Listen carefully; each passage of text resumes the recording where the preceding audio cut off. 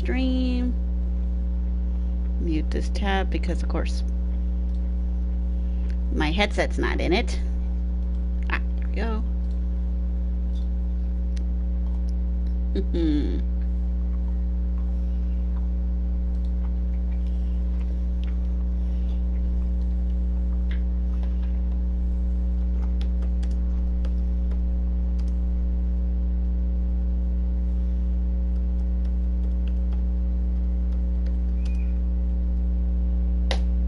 Info. There we go. All right, we are live.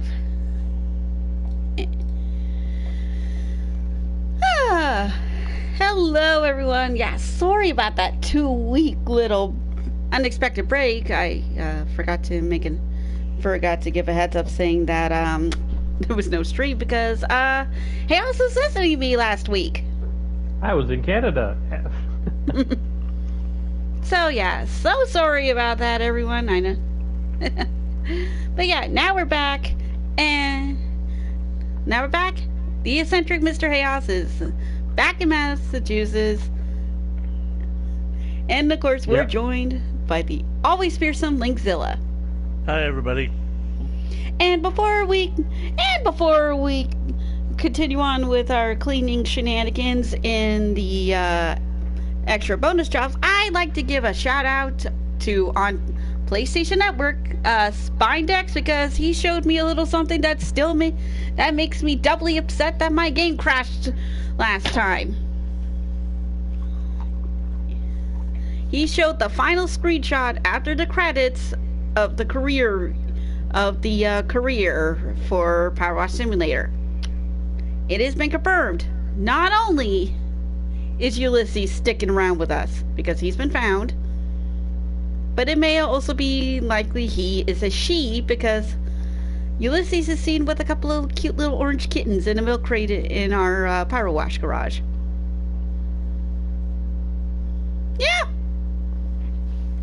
Sounds so cute. I know. So yeah, Spindex, I know you probably haven't watched my streams and all, but there's a shout out to you. Thank you for the screenshot. Yep.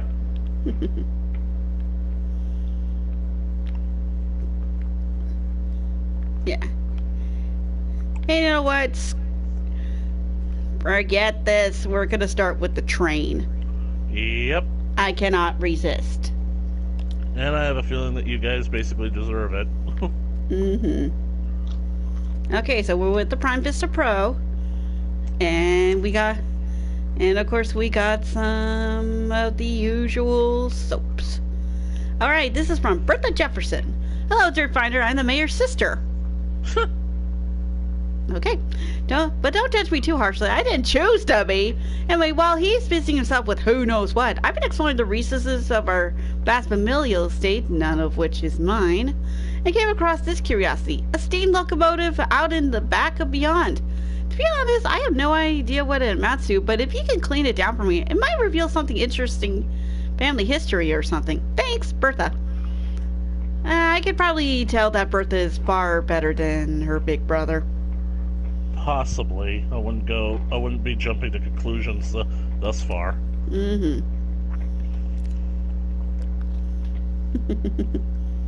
Speaking of siblings, I did to those on a little Discord thing I have. You guys, I mentioned I may be a little late because of an errand I was running. Well, I was being a good big sister and getting some stuff for one of my sisters who's sick with a cold. So yeah, that's why I was almost delayed. Well, I guess in this day and age, we should be glad that it's just a cold. Yeah. The Dune rocket. This exhibit was placed here in memory of Mayor Jeff Jefferson X, in office 1865 to 1885. Oh, 2 years. When the dust finally said the mayor was nowhere to be found, he had ridden out of town on a rail and into the sunset, never to return again. Huh. Okay. Anyways, activating the clock. I'm starting to think that this town elects its mayors just to keep the naming convention. I think it just voted mayor as the most likely guy to run away.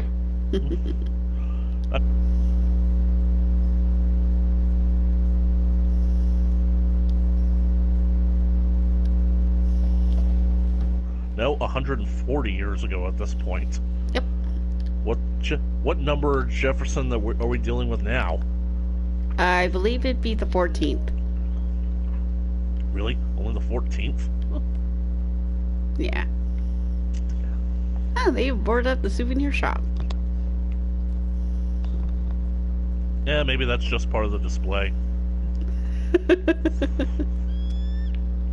I wonder. Yeah, Hey, Oz, come over here.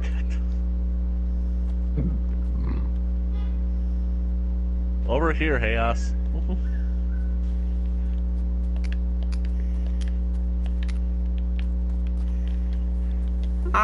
It doesn't bob and weave with the water.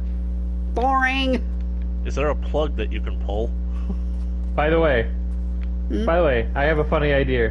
What? Here, I'm gonna stand right behind you. Make sure Okay. you're looking away from me. Yeah? Like completely 180. Like looking the direction I'm currently looking. Yeah. Okay. Okay. Now then, slightly nudge your character forward once, Yep. twice, Yeah. one more time.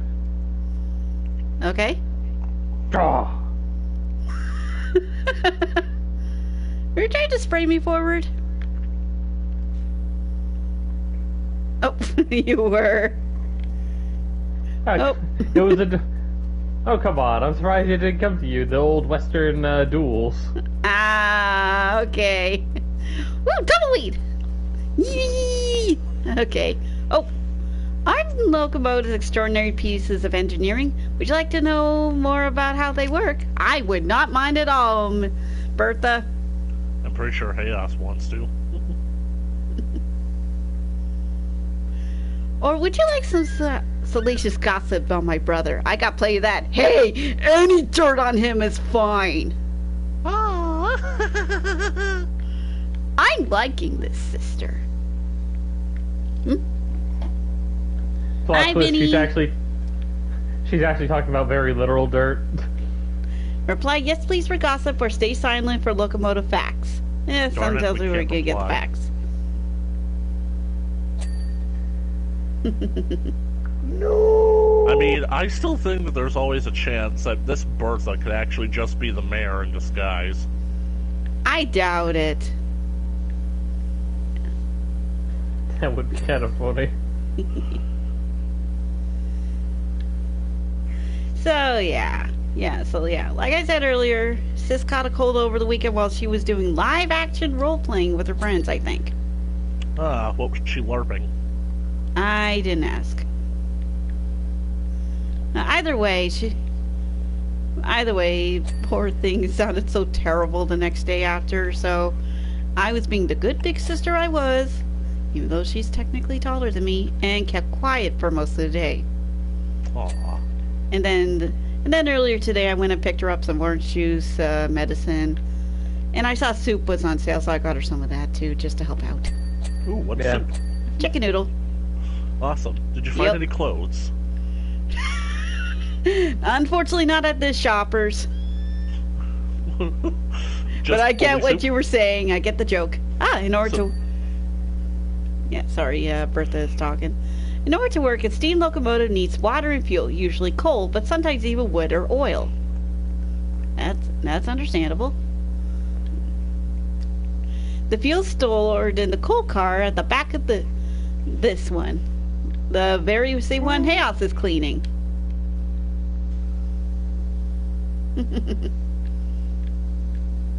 So yeah, we're gonna get some locomotive facts by Miss Bertha Jefferson. It just really makes me wonder, how the heck did Doc Brown make a time machine out of one of these things? I mean, was a locomotive really capable of powering 1.21 gigawatts of electricity? Yes. I don't think it was like he made a time machine out of the locomotive. He just wanted it for the speed, just to get his car going.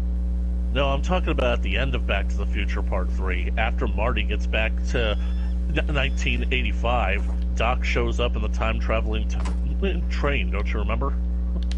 I think I missed that part because I had to like take care of something at the time. Man, we need to get together and watch all these movies that you basically like know some about, but don't know enough about. I know I certainly enjoyed watching stuff in person than with light. Like for example, we spent a good amount of time of the trip watching anime. And Yeah. which animes? the remake Digimon. of the remake of the first Digimon season. Oh, hang on. When it's time to go, the locomotive's boiler is filled with water. Yeah, understandable. I mean, look at this thing. It looks like a tank. Yep. The boiler is found in the long cylinder part at the front, which we are cleaning. Yep. At first she was uncertain about it, but I was persistent, especially since, hey, I have a Crunchyroll account, might as well make the use of it. Yeah. Then, as the drivers pump coal into the furnace, the water is heated to become steam, which powers the pistons and make the train move forward. Marty, it runs on steam! Oh, cool, can I play? Oh, cool. Cool, what game do we get to play on this year? Not that kind of steam! Yeah, but that's really what Steam, its logo is. It's basically one of those locomotive piston arms. Yeah, it's got that. Yep. I don't know how else to describe it, but like you see Yeah, I basically like recognized those it. arms on the wheel. Yeah, like here. These are the piston arms. Speaking of all this stuff, have you guys basically like seen any videos on the Minecraft Create mod? I've seen a bit from. I've seen a little bit from Captain Sparkles. Basically, that mod is probably a game changer for Minecraft. Literally speaking, like, this is probably the best thing since, like, Lightmatica. So, like, it basically is adding so many things that you think would be common sense in, like, Minecraft that you think, why haven't they added something like this to the official game? Basically, everything is now Steam-powered, and it's so cool. I know. Chaos, you can have actual trains now. Oh no, that does sound intriguing. Oh, Bert is talking again.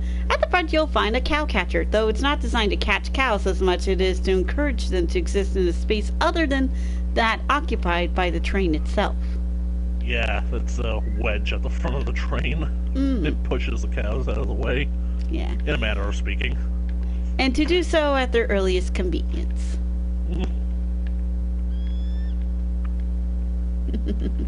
And it really helps them get around. They can get over there, and up there. Yeah. Yep. But yeah, funny enough, when it comes to operating trains, just based off of, I guess, lineage, I might actually be the most proficient in that. Mostly due to my father. Yeah, if I recall correctly, you told me that he designed, like, bridges and stuff for the railroad. Mm-hmm. Was your father the guy who sold me that deed to the Brooklyn Bridge? Nah, he operates out of Boston. You know, the safer, very famous city. Ah. Since when in an apocalypse do you see Boston specifically get annihilated by giant monsters? Or monster movies, I guess, not just apocalypse. Well, that is a good point. I was about to bring up the fact that basically, like, in the 2005 War of the Worlds movie, Boston is literally the only place in the world that isn't affected, so that's where all the main characters are going. But then you I didn't even remember that. But then you had to throw in the giant monsters part, and I'm basically thinking, Boston is where the climax of Godzilla King of the Monsters took place. It was a bad day to be a Red Sox fan.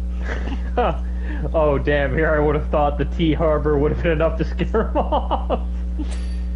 Alright, time to rise from the... what are they? Something... face is nasty. That would be a very hilarious way to explain why a city is safe. Yeah. Through a bit of culture and subsidy and early revolutionary action, the city ended up inadvertently being protected from giant monsters. And no one found out till later. And apparently Canada's a good spot, again, to be safe from zombies. Yeah, because... Hey. Yeah, MatPat basically says if there's ever a zombie outbreak, we should all basically head north.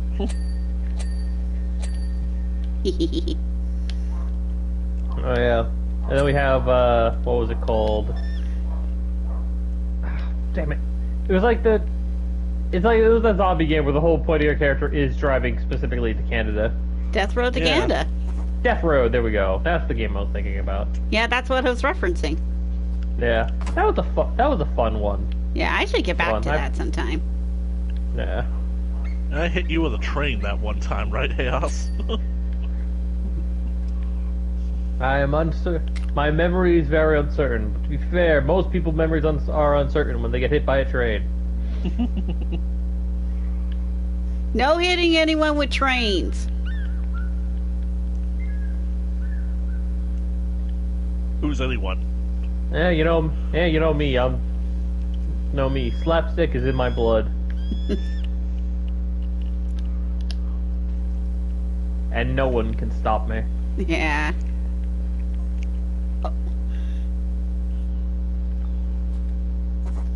Oh, Bertha's got something good. Looks like you're nearly done, so unfortunately I haven't got the time to go into why I think my brother keeps taking nocturnal visits to the national park. Really? Maybe next time. Aww! No! Great. She's a tease. Is he dumping toxic waste out there?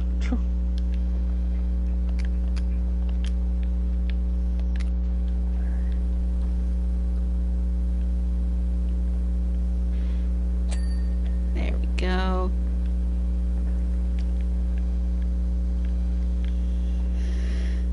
That's a bummer.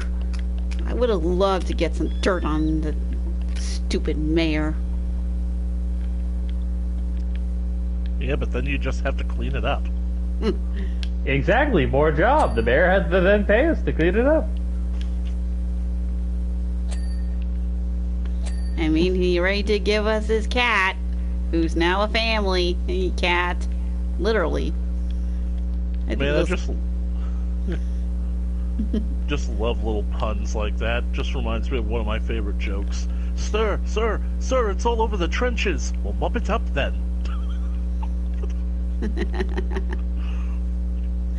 Yeah, I mean, I swear.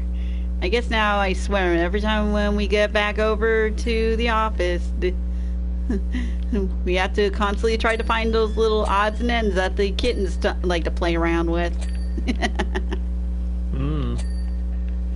Also, in a bit of unrelated news, but I feel like since we're talking about giant monster attacks earlier, it's only felt fair to bring up giant robots. But I finally found my favorite FromSoft game. Uh-huh. It is Armored Core 6. The premise is very simple.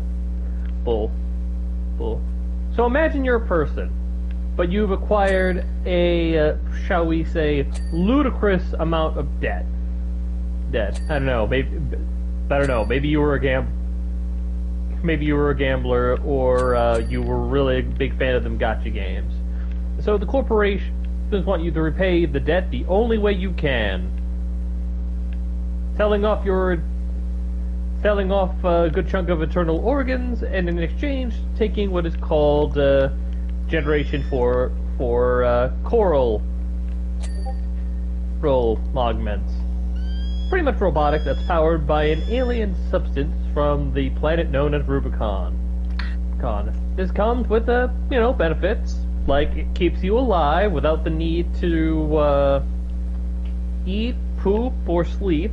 Well, I guess the last one is uncertain, as many characters talk about resting, so I guess maybe sleep still exists. But it comes with the minor there are, shall we say, penalties of driving people to insanity, and it could potentially be so severe that you are effectively brain fried, being a vegetable in the tube whose only brain function can only help operate giant killer robots known as ACs, aka Armored Cores.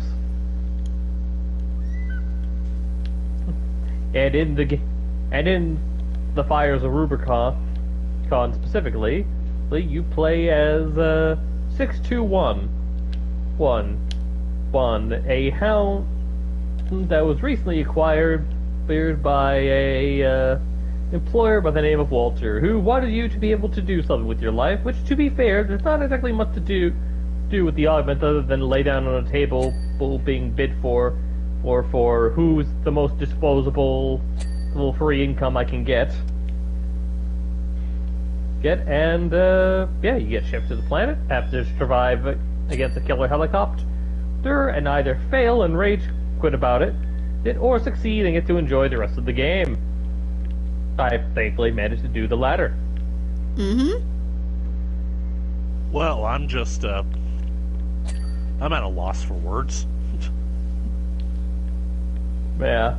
It's a very dark setting. Yeah, like a lot of FromSoft's games. Since they did make all the other previous Armored Core games. As well as, Dark Souls, Demon Souls, Bloodborne. Elden Ring. Yeah, they don't do happy-go-lucky settings. But this one does have one little advantage that the other ones don't. Or at least I consider it an advantage anyway. And what's that? Voice acting thing. I don't just hear Walter through text. I get to hear him through speaking to my character. And there's a bunch of other characters I get to talk to as well. Like Michigan, a Royal Army sergeant in charge of a corporate kill squad known as the Red Guns, whose primary job is to beat the shit out of his subordinates, who honestly have it coming, being rally them up with that sort of speech, as well as just in general being a somewhat funny guy. He works for the Balaam Corporation, which believes in one thing: armor plus bullets. So, they have quite a lot in kinetic weaponry. And on the opposite end of the spectrum, we have Snail, a conniving scientific prick who sees everything and everything around him as a more or less a resource to be consumed, and just so happens considers there's 621 and Walter to be a miserable hound that shouldn't take part in the operations until Walter begs him, which he's like, okay, you have to join in, and then proceed to try to make it so that way we die in the missions. That way his Vesper/Archivist, the company he represents, takes full credit. Naturally, I enjoy the small victories I can, proving him that I can do the job. And he should suck on an egg.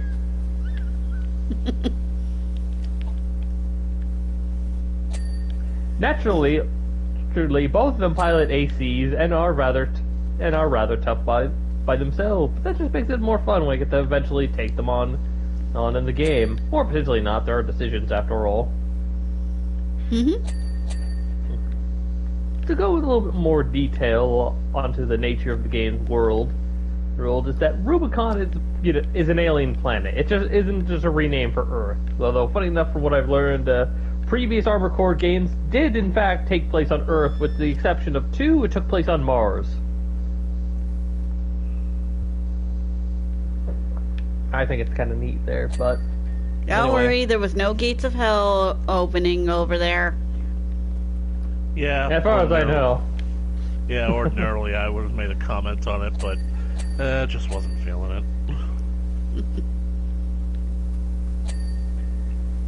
Well, don't worry. If I ever show you the trailer for Armored Core, you'll certainly see a lot of ripping and tearing. Especially from the story trailer. Well, I should hope so. Let's see. So, Rubicon, home was settled by all sorts of people and whatnot who just wanted to, live on their planet and enjoy freedoms when a research institute discovered something called coral and began to experiment with it. And they experimented with it so hard, they blew up the solar system.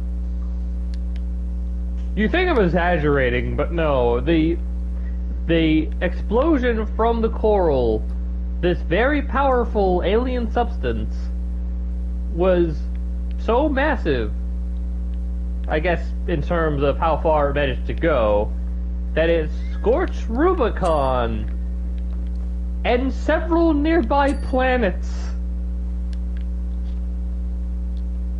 in what is now known as the Fire of Ibis. Rubicon naturally had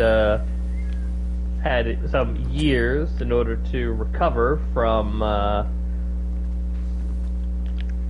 all the problems that they underwent, but wouldn't you know it? Despite the Planetary Closure Administration, aka the people whose job it is to make sure corporations do not mess up planets too badly, were unable to keep the knowledge that some coral remains and, is very powerful stuff. Most corporations were very quick to jump on that. On the proverbial bandwagon. So this is mostly in the form of archivists, who believe in sleek, traditionally sci-fi-esque design with laser weaponry that require a crud load of power, and good old Balam, who believe in, well, more tank-like designs, like stuff that you'd be more familiar with. If you are to a robot on Earth, it would probably be like, yeah, I can imagine one of the nations coming out with something like that right now. And yeah. They go to town, and the Rubiconians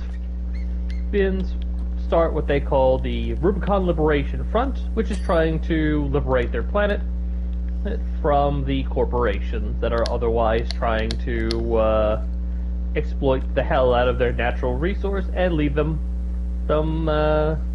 to, well, dry. Yep, that old chestnut. Yep.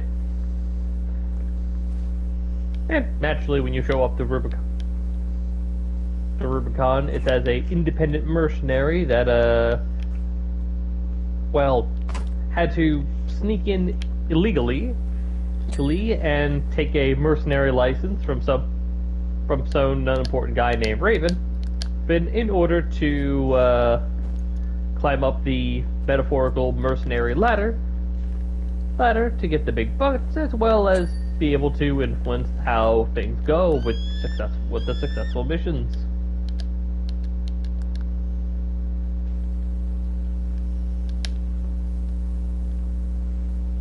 I really like the game. Yeah. Raven is actually a very significant thing because it's a reoccurring thing in Armored Core that the strongest one, usually the player, is always codenamed Raven.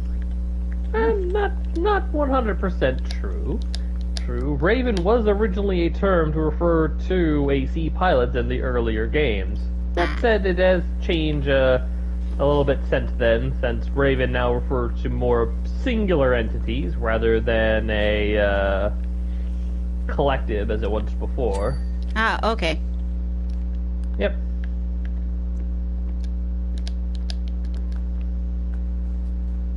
What I will say, though, is that there is certainly a lot of importance around the number 9.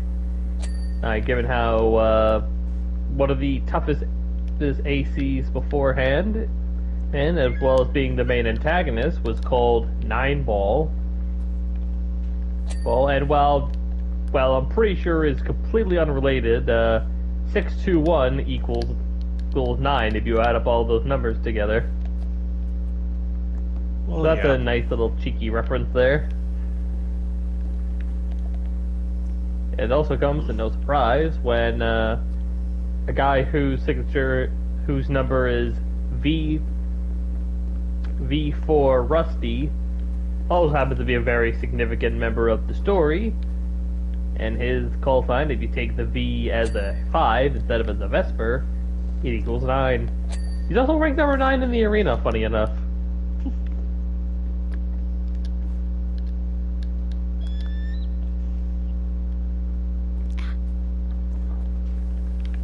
Yeah, don't mind me, just trying to find all the little bits we missed. Including underneath. Yeah. And the underneath is going to be a pain.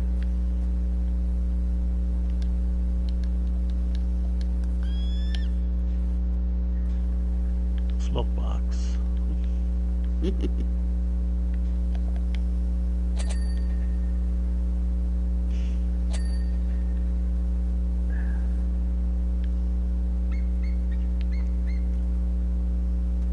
Oh, Interesting. What is?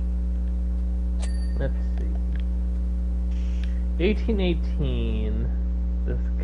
Jeff Jefferson was in office from 1865 to 1865. He was only in office for 1 year? no, 20 Yeah. years. That's 1885. I thought he said 65 Oh, twice. 65. It is 65 to 85, yeah. There we go. I think I might have mispronounced because it looks so damn similar. Well, the Yeah. font doesn't help sometimes either. Mm-hmm. But I'm Yeah. familiar with that font because a lot of railroading games seem to use that very font a lot. I wonder why. No idea. I guess Maybe it it's the just cl- fit. Hmm.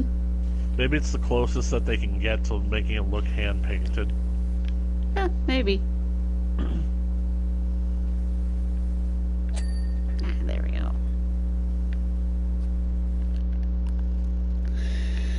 Let's see. Okay, the other piston rod still isn't clean.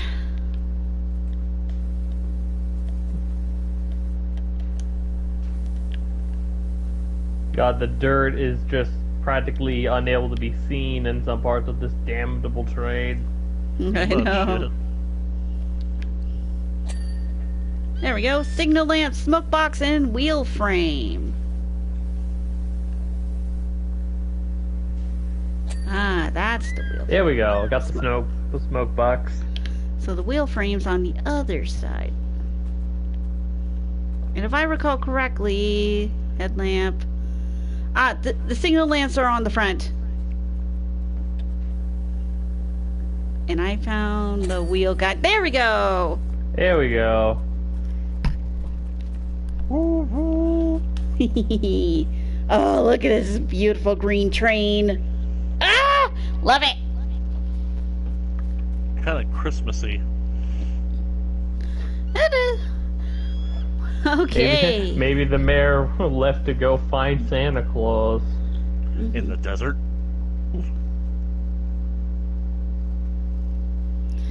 What an extraordinary job you've done. Thank you. I had no idea that it would scrub up so beautifully. It's almost like it emerged from a time capsule. Also, did you notice that sign? Apparently, my great-grandfather did a runner here in 1885. Goodness knows what. Only to return for the opening of the Muckingham subway station in 1922. The plot thickens.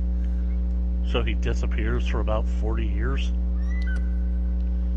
Mm-hmm. I guess he really likes 1922. trains. It's 100 years ago. Yeah. Alrighty. This goes back to the Prime Vista 3000. How do you feel about mini golf?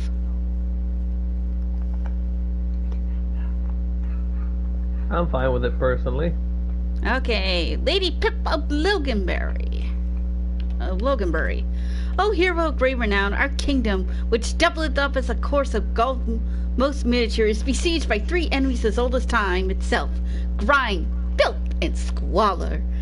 What 'twas once An arena worthy of Greece champions has alas fallen upon misfortune, and now resembleth the leftovers of an ogre's picnic.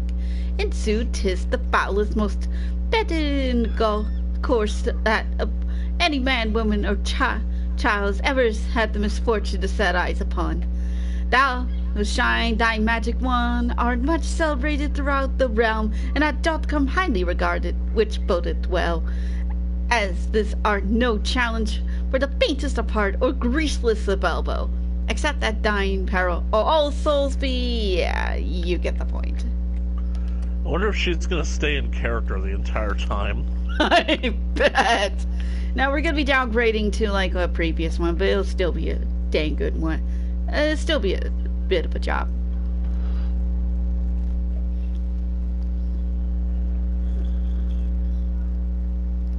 Anyways, and now for the weird thing that you never expect me to admit online. Oh, wow. You're afraid of mini golf? She's never been mini golfing. No, I have been mini golfing, but this is unrelated to mini golf. I started playing Roblox recently. Oh, wow. Yep. I admit it. I started playing Roblox recently. Blimey, you're actually here. Wow. What? You expect anything less? And I brought a friend. Management makes us speak ye old world to all external contractors and then wonder why no one ever turns up. Well, that didn't last long. Nope. Damn, I actually came because of that. So if you ain't gonna keep talking to me like that, I guess I'll just go. Yeah, no, it's okay. We also have to give ourselves fancy names and Prance around telling people that they putteth well.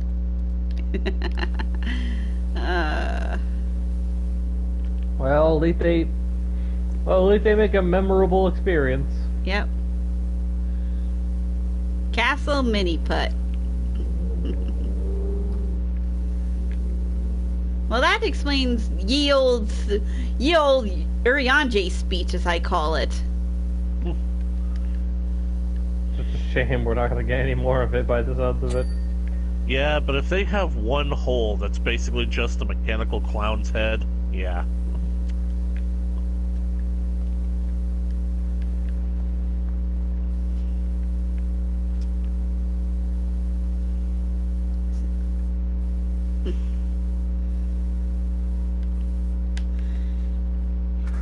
So yeah, like I said, I started playing Roblox recently, mostly because of one experience called Warriors Ultimate, where you get to roleplay as a Warriors cat. But then I found others that I seem to like, especially thanks to one certain YouTuber I like called Afmao. She's usually doing like Minecraft stuff, but she also has a secondary channel called Afmao Shuki that does Roblox, where she and her Minecraft friends play the games there. And sometimes I discover little gems myself. Like, for example, I discovered a Pokemon-like game called Doodle World, where you're basically collecting doodles, building up your team, and finding keys as part of a sort of league thing. But of course, something crazy is going on in the shadows.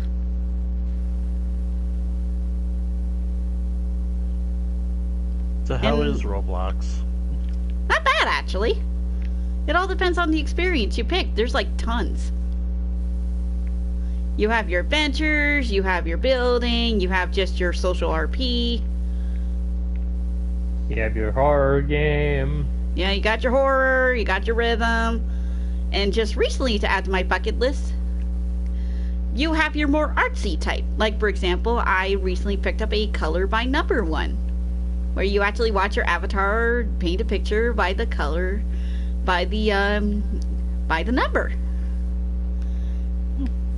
And occasionally you get like a little burst to like do multiple squares at once. Well, multiple colors at once. I like those kinds of games. They're very chill. As well as the usual monster collecting. And sometimes people also like do games related to other things like I mentioned, Pokemon. Some of them even made their own Pokemon games, like, for example, Pokemon Brick Bronze. It was recommended to me by my sister, Cherry. And it's pretty darn good. They actually include all the Pokemon and its own unique story. And it's still not finished yet. They've only gone up to 7 gyms at the moment. But they're still adding more stuff. Mm-hmm. Yeah, even the incomplete ones still have tons to do.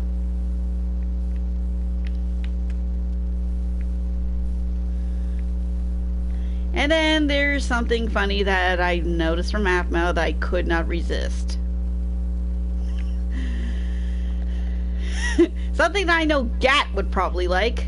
It's called Yeet a Friend, where basically anyone on your friend list gets yeeted down this like looping path to see how far you can go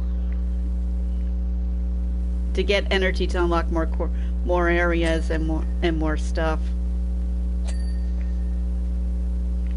I'm not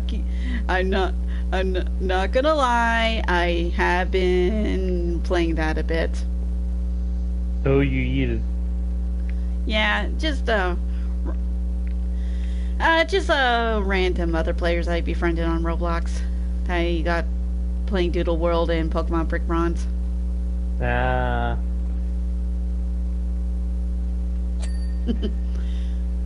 So, warning, if you guys are on my friend list, there's a very high chance you may get yeeted.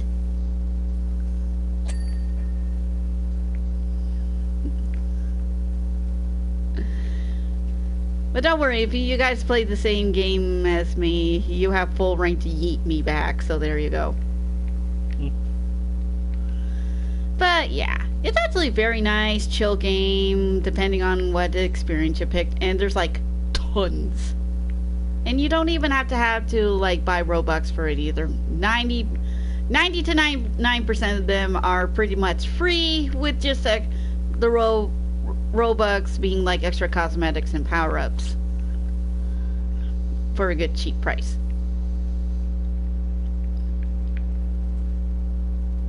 So think of like almost Minecraft Bedrock.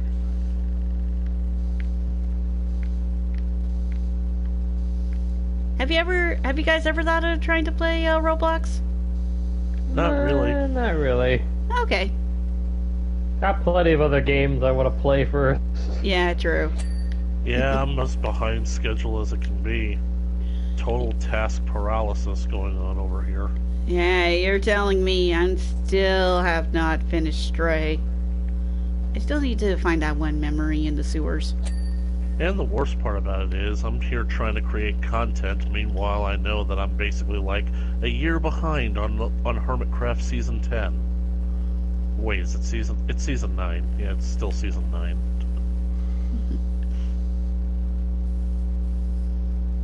Yeah, ain't that the stuff? Yep. So yeah, that's the weird thing that recently happened with me recently online. I'll tell you a weird thing that's recently happened to me. Oh? The other day, I think that basically like sometime later during the week, before the weekend, I was just basically sitting around in my apartment, basically lamenting that it was getting late, and I really wanted something sweet. And I suddenly got a craving for something. I got a craving for mint chocolate chip ice cream. Ooh. You want to know why that's weird? Why? Because I hate mint chocolate chip ice cream. And yet, basically, I was so compelled by this mysterious force to go out and get some that I actually did. I went to Walmart and discovered that I could get actually quite a big tub of the stuff for less than $3. Don't you love the Great Value brand? 1 second. Mm-hmm. Yeah, and there goes the dog again. And then, after having tasted it after all this time, I honestly can't figure out what I had against it. You know, I feel you there, because At one point in my life, I did not like matcha flavored Pocky sticks, which are these Japanese cookie sticks with the flavored creams, or sometimes chocolate. I tried it once, and when I was like younger, and for the life of me, I did not like it. And then I decided one day I go to Neo Tokyo and buy some for some reason. And when I tried it again, I was like, why the heck did I hate this stuff? It's good.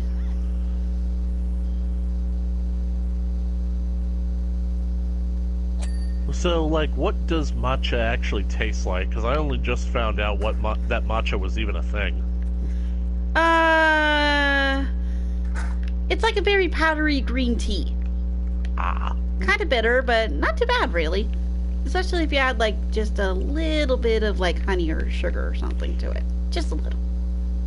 I guess that's pretty much how flavors work. Sometimes something can be a bit bitter, but it works well if mixed with something else. Yeah. So, but I do really wonder why I had a dislike for mint ice cream. Maybe it's because, like, maybe when it comes to mint it really isn't, like, my favorite kind of candy. Like, basically, like, whenever I have a York mint patty, it's just way too much. It's either too much chocolate or too much mint. It's like, wow, that's powerful stuff. I can't finish all that. But in ice cream form, the mint with a creamy blend and just the slight shavings of chocolate, that's it's actually refreshing. It's pretty much like that episode of Seinfeld. Who's going to turn down a junior mint? It's chocolate, it's peppermint, it's delicious. That's true. It's very refreshing.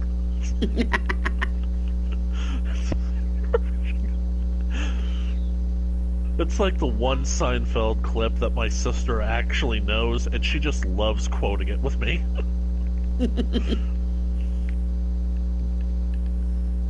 we go. Jeez, what am I missing on this kiosk that is not getting oh, it's the corner. Always the corners. You gotta basically make sure not to cut those corners, LT. It can't be helped. The dirt is, like, difficult. There have to stop. There we go, got it.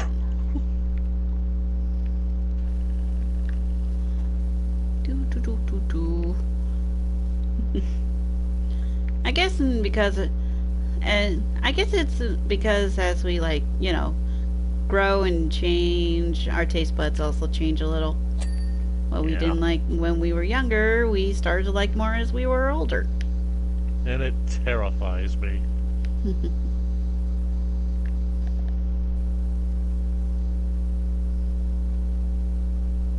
I wonder if Ao's ever had one of those experiences that at one point he hated something, but then afterwards he liked it. We'll probably have to ask him when he gets back. Yeah. Yeah, get back from him. Seeing what the dog wants. Gotta say, this is a pretty interesting castle for the mini golf course. Yep, it's too bad that it's mostly made out of plastic. Actually, it says here, this is stone. Well, they said... I'm pretty sure that they say that it's stone, but really when they look... It's probably basically just a veneer to make it look like stone.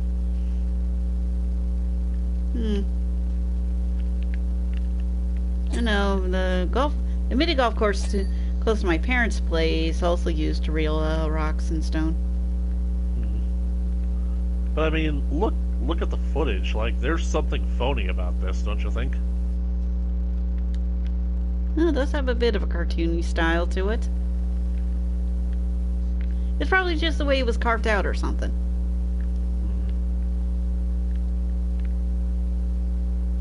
Like, I'm just thinking that looks way too smooth.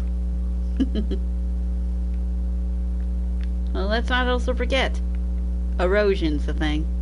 Exactly. If this was subject to erosion, the surface would be very rough. Well, they probably also, they've also kind of maintenance it to make sure it's not so rough, especially since By the looks of things, it's made for kids, so they didn't want the kids getting hurt. Maintenance, and yet it's in this condition. You basically have like guys coming out here like once every couple of months and smoothing down this stuff. And it's in this condition. I don't think that there's any such thing as maintenance in Muckingham. Yeah. Because if there was, I wouldn't be getting this many jobs. Basically. So I can't remember, was the term running amok ever used in this game? I don't know. You would think that that would basically have weaseled its way in at some point. Yeah.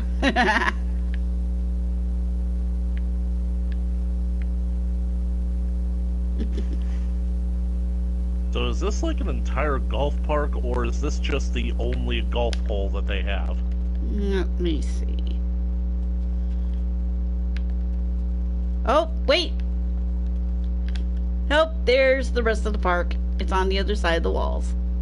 Oh, goody. Yeah, it's a lot bigger than it looks. You guys are gonna be here for a while. Yep. Ass, get back here! Yep. Can't blame him. Blame the dog. I do. I really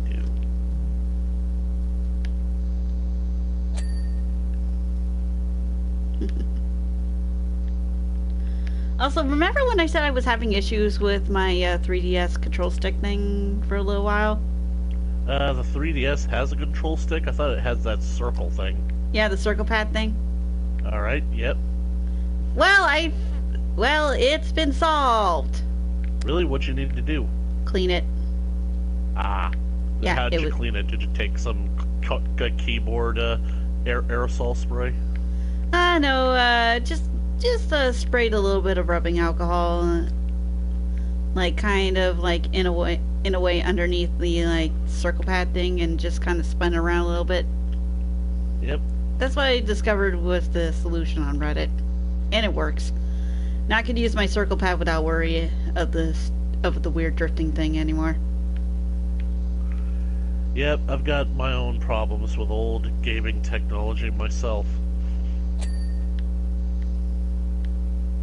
Because over on my channel, I basically am starting a playthrough of the original PlayStation 2 Ratchet and Clank. The problem is that I basically can't help but notice, as I'm playing the game on my HD TV, it is incredibly dark. And it's literally gotten so dark that in the places of the game that are in the dark, I literally can't see a damn thing. So, I tried adjusting the brightness on my TV, but that literally does nothing. It's absolutely not helping at all. So, basically looking it up online, and the common culprit believed is that it's probably the composite cables. Now, my composite cables on this PlayStation, they're pretty old, so I can imagine that after all this time they'd probably start to go bad.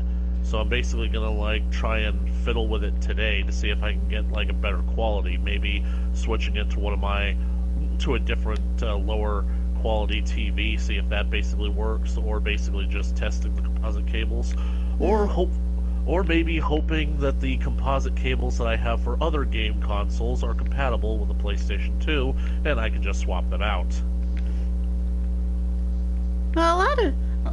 Well, one thing I noticed about Sony is that despite having like fancier names for some of their cables, they use just like common cables that you can find pretty much anywhere.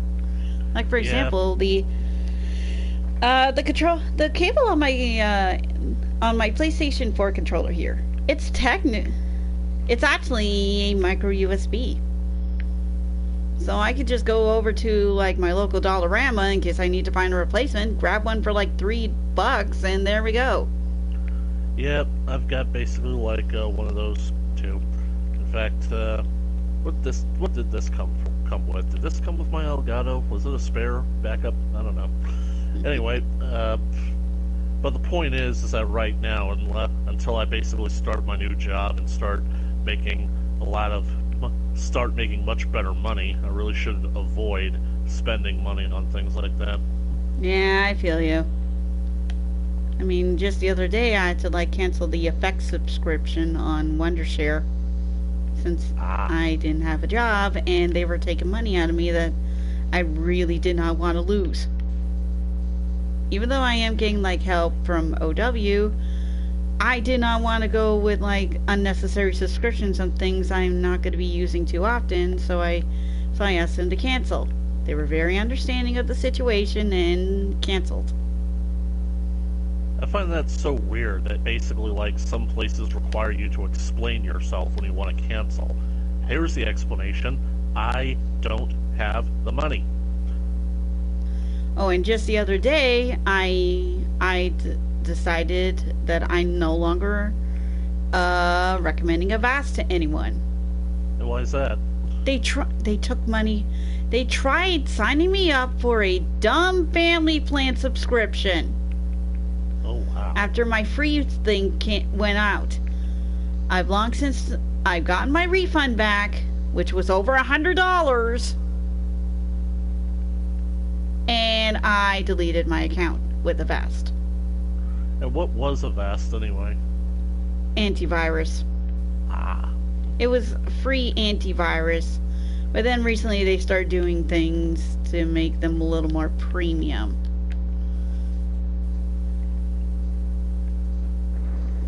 I was not a happy camper, so after that I did like delete my account.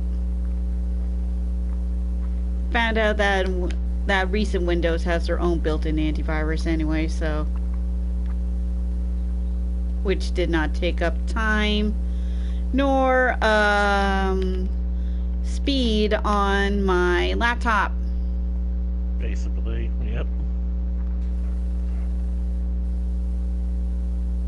Aha! There's a little bugger. At least I think that was. My gosh, it's always these little nooks and crannies I thought I got them! I am back. I am blinded! You guys have got your work cut out for you, so get to scrubbing. Yeah. Yeah. By the way, earlier today we were talking about like foods we first didn't like but then started liking again. For Link it was mint chocolate chip ice cream, and for me it was matcha flavored Pocky Sticks. Have you ever had one of those experiences? Where there was a food that you did not like it when like earlier in your life, but then you tried it again later and now you like it again? Not that comes to mind. Oh. Okay. Plenty of the opposite experience, unfortunately. Ah. So things that you do like, you now no longer like? Yeah. Man, you want to talk about that? It was a nice, quick, and easy meal. SpaghettiOs. And now you can't stand them. Yeah. Not sure what was it. Was it because it was like, had it so often that it made me sick? Was it because of the weird oven thing? Because for whatever reason, as a child, my food tastes are either so good or so poor, like it depends on your point of view, that I could taste even the smallest details of difference in SpaghettiOs depending on what oven it was cooked over. Ah. But yeah, I can somewhat see that because, like, I remember when I was a kid, I liked SpaghettiOs too. Oh. And Lady Pip's talking. I literally have to talk like that all day. It's not right, is it? I find it pretty interesting, Lady Pip. My name's Jules. I was born in 2004, and I can't say anything about swords, dragons, or eggs. can't stand anything. Well, now we know who she is. She was born in 2004. God, that makes me feel old. So by this point, she would be 19. 19. Okay. Huh. Legally drinking age over here in Ontario. Man, Canada. Oh, you think that's crazy? Quebec gets 18. There we go. But yeah, like I was saying, like when I was a kid, I did like SpaghettiOs too. I still like a whole lot of Chef Boyardee's products, but I think that basically like one time, I think, or at least a few times out of curiosity, when I was an adult, I did grab myself a can of SpaghettiOs, and I gotta admit, I really think that the quality has gone down over the years, because basically like there's like some kind of, I don't know, kind of a starchiness to it now. Yeah, I feel you there. I know I've had like a bunch of Holy crap! So it isn't just me then. Yeah, I no. think so. Yeah. Yeah, no. A lot of these companies change their recipes and formulas so much, it's just not the same anymore. I'm just glad that Chef's ravioli has largely stayed the same. Oh yeah. Yeah, Well, the of course ravioli they do. ones. Otherwise, Plankton would be screwed. Ravioli, give me the formula.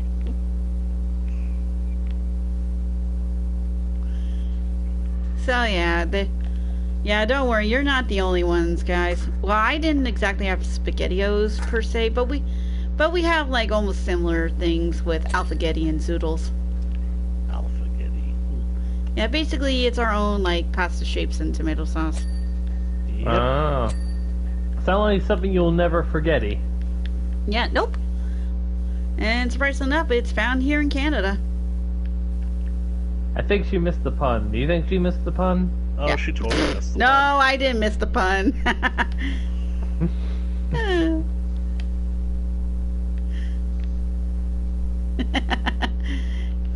Back, fun thing about that, my dad said it enough times.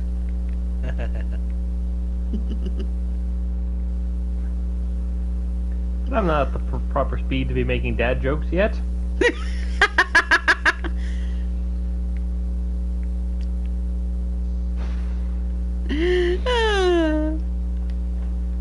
A joke spurned to my mind after saying that, but I'm gonna not say that.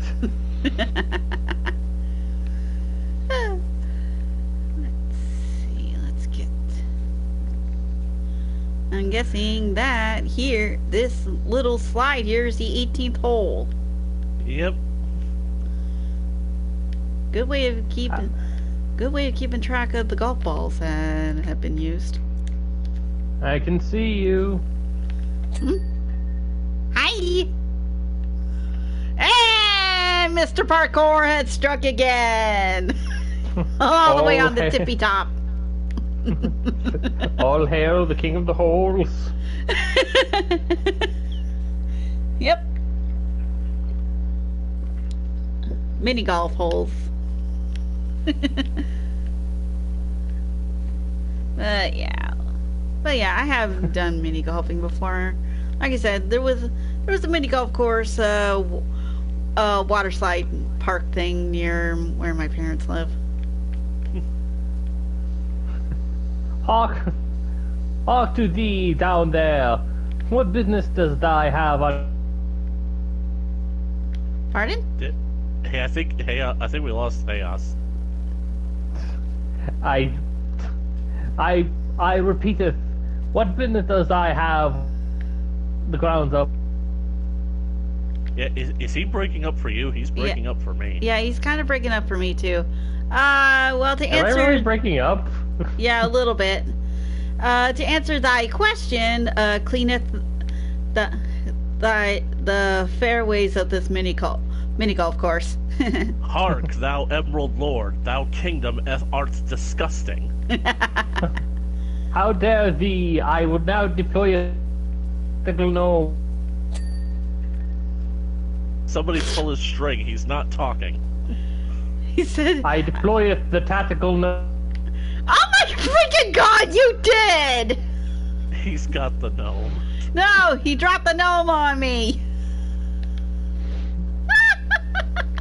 I've been gnomed. I found it in the castle. No surprise there. I swear these gnomes get everywhere. And we had Glean in the career with the gnome. Yeah. I swear, they say Ulysses is the mascot for for the city, but I swear it's the gosh dang gnomes. The gnomes are plotting a rebellion against the cats. Well, they better not bug the kittens at my place. They're too cute. I don't know about that. I got that one! Boo. Oh, that was a good one.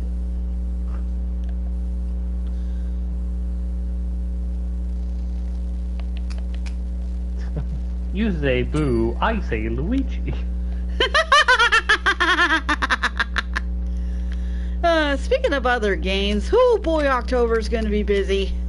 Oh, you said it. But I know why it's going to be busy for me. Why is it going to be busy for you? Spider-Man. Yeah, there's that. Then there's patch 6.5 that's coming out next week for Final Fantasy 14, which I'm going to be all giddy about for the next little while.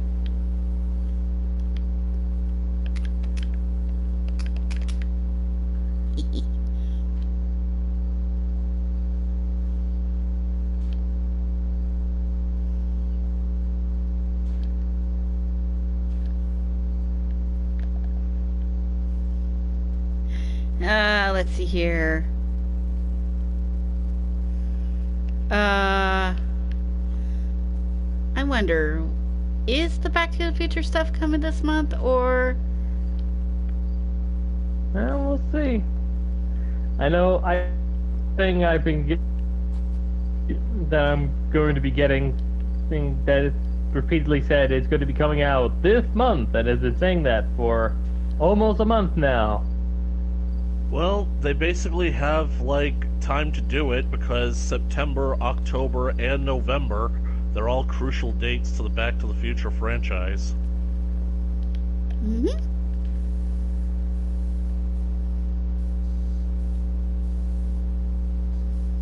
Clean this up a little bit. November 5th, 1955. October 21st, 2015. September 1885. There we go. And boop, boop. So funny thinking Got about it. how many stuff show off the future, and it's just our past now. Yeah. Yeah. How disappointing. Well, at least we could say those guys weren't wrong about the hoverboards and the 3D movies. Yeah, but I still want my, how many would that be? I want my 15 Jaws sequels. I mean, I actually recently rewatched all the Jaws sequels, and I suddenly realized that they're not nearly as bad as everybody makes them out to be. I think that basically if you can get past the overall silly premise of each movie, they're actually quite enjoyable. Although the special effects on the third one are just a travesty.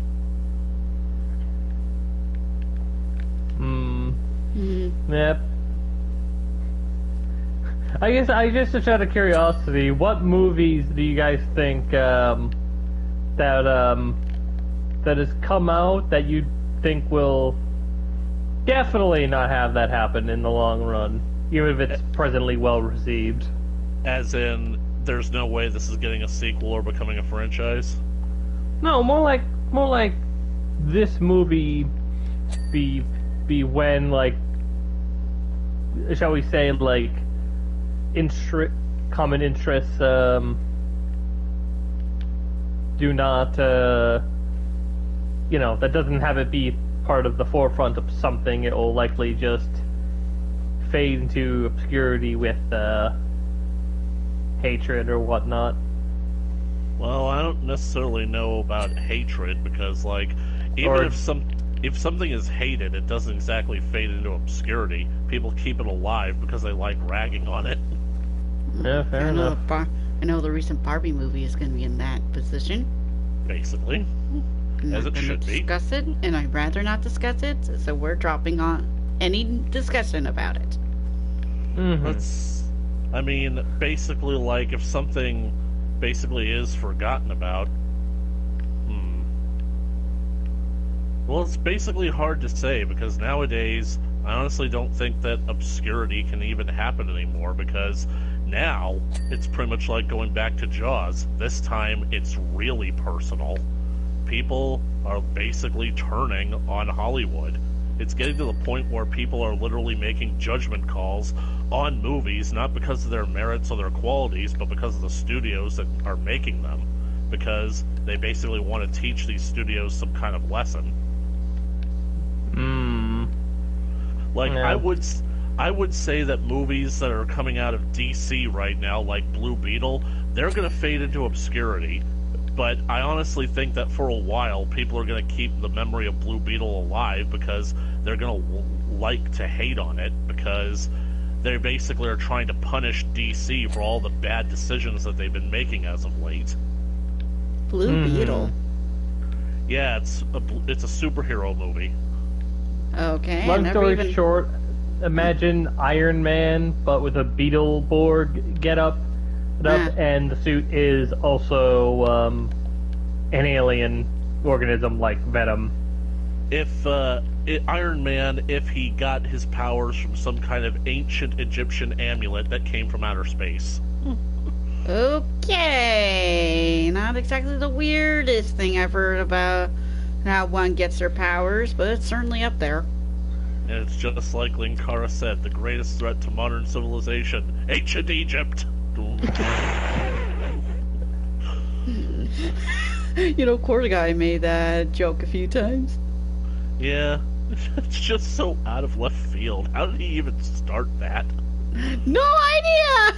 It's just too funny to not to think about it. Yep. It is a common thread. Like shit, that technically also applies to damn Yu-Gi-Oh! Or at least its first season anyway. Basically. Or at least the entire first series. You mean season 0? Well, I think No. that he's talking about, like, dual monsters in general. Yeah. Okay. Yeah.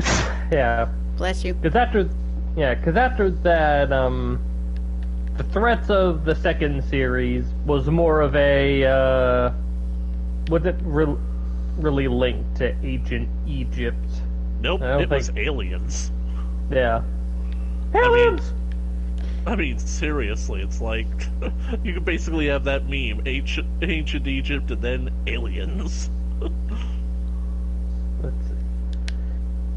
And then for the other one, I think... Duels on for motorcycles. the third one. Yeah, the dueling on motorcycles. The third one was basically a post-apocalyptic future caused by Kaiba. Of course it would be. But not too into the future, weirdly enough. Exactly. Like, Kaiba seriously screwed the ball on this. We had a civilization once, Kaiba. That's always gonna be like my funny little detail, like, because I always thought like it was like far distant into the future, like Kaiba's children would be like died of old age at this point. No. Nope.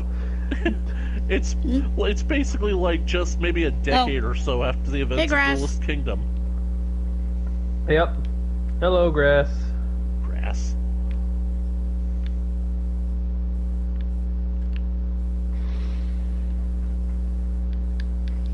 I'm gonna warn you ahead of time, Grass. If you start spamming random things, you will be put in timeout.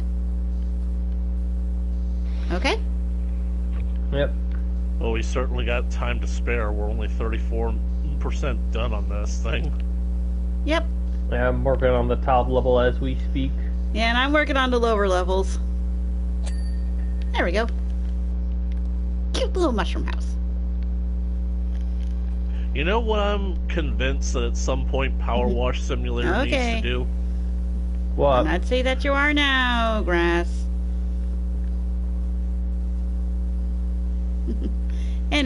Anyways, as you were saying, Link?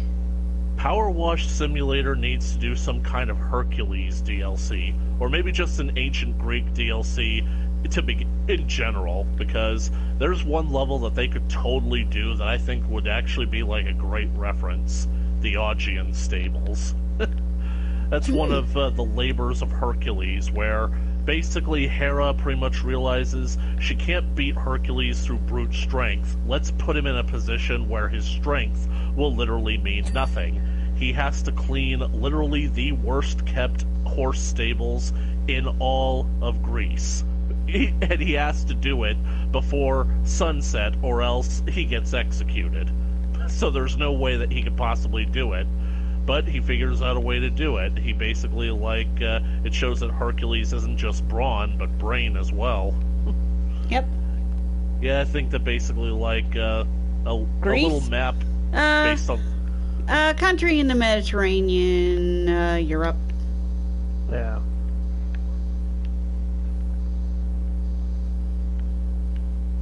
Not far from Italy.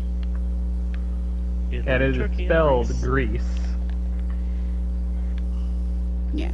Anyways, as you were saying, Link? I'm just basically thinking out loud at this point, because Okay. I think that an Augean stable map would actually be funny, interesting, and a great little trivia to basically include in this game, which is basically all about cleaning stuff. I mean, it's technically like the most famous story of anything that ever got cleaned. And quite frankly, I'm kind of wishing that could happen, to this mini golf course. The solution that Hercules came up with. This place could seriously use it, because I feel like that would save a lot of time. What was that solution again? I was just looking away.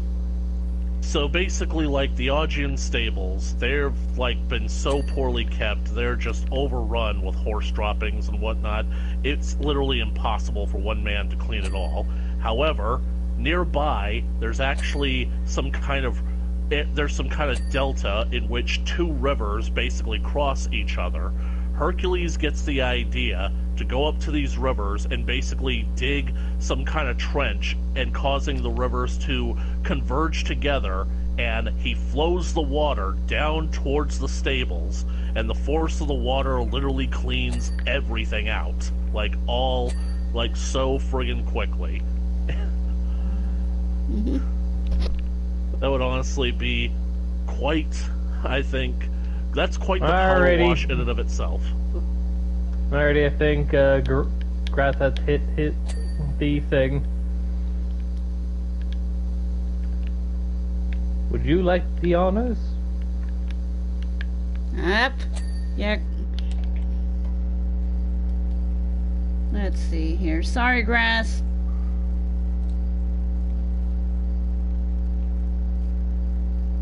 Yeah. For the reason why I specifically didn't do it myself is that, weirdly enough, I feel like I got taken off as administrator for whatever reason. What? Yeah, I only had the option to remove or block. Huh. Or to report or block. I didn't have any other options, so I guess double check to make sure that is the case, that I am a moderator. There we go. I have no idea why you did that. But I put you back on as moderator. There we go. Well, I think the same thing happened to me. What? For crying out loud. Yeah, but Yeah. not important. Just focus on the game. Yeah. Yeah. Yeah, I tried warning you, Grass. You were starting to spam again. We weren't going to say hi 3 times. I don't even get why people basically do that. They show up to live streamers and try to get the streamers to say or do something. You guys remember when I did that 12-hour Minecraft live stream? Mm-hmm. Some weirdo showed up in a live chat feed and basically said, "Hey, can you ban me? I'm trying to basically test YouTube's, I don't know, something or policy, and I need you to ban me." And it's why do you want me to do it? Can't you just go harass somebody else over it?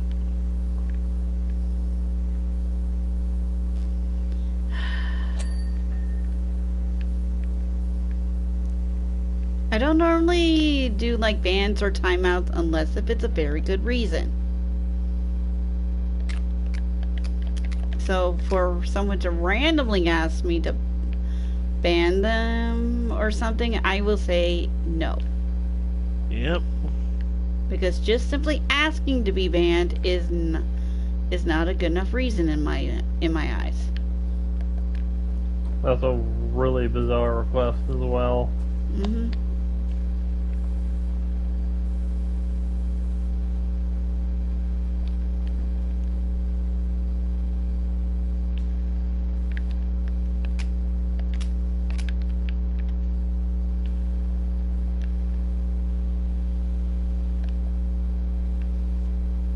Yes, I may be cheating at this point, but I may be cheating with this, but at this point, I don't think anyone would mind.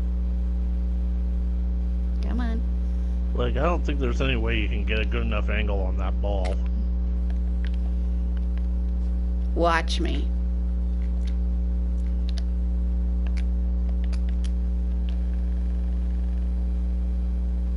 I wonder if there's a message if you manage to actually get every ball into a hole.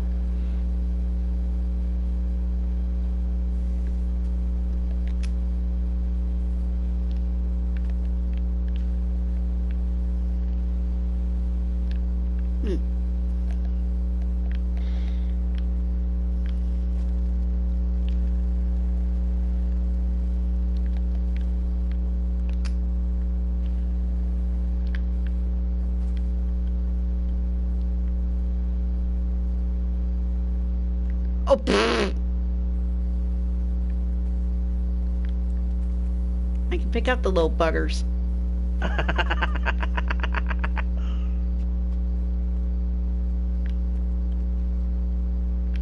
Oops.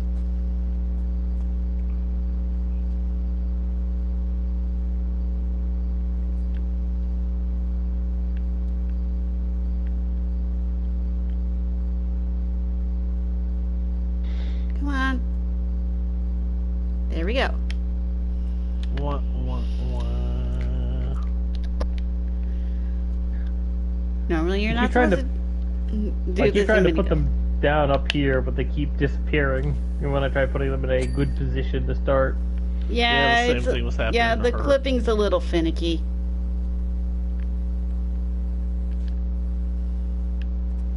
And hit the lip. Ah. There we go. Well, think about it this way. At least you don't have any undead garden grass greeners coming at you while you're trying to play. Mm-hmm. Don't remind me of that weird game. I really hope that basically, like, Yeah. whoever Oh. made that game is, like, working on some kind of sequel or follow-up, because I want to know more. Oh, and anyways, I'm not even an actor or anything. Not even an actor or anything. I'm just terrible at making sandwiches and needed a new job in a hurry. Aw, that's sad. It's somewhat relatable. Oh, great. Now I want a sandwich. Yeah, I feel you there. But not just any sandwich. I want a sub sandwich. I want a Subway sandwich. Okay, glad you're... Alright. Just don't try doing it again, Grass. I accept your apology. Yeah, speaking of which, I got coupons to Mr. Sub. Yeah, which I've is- got coupons that for Subway too, but it's like, even with the coupons, it's like, Yeah. I know it's something that I shouldn't do, and hey, did the I- feed freeze for anybody else? Hmm? No. Because, like, No. I'm looking at the live stream, and it's stuck. No, it's still going for me. You may have to refresh.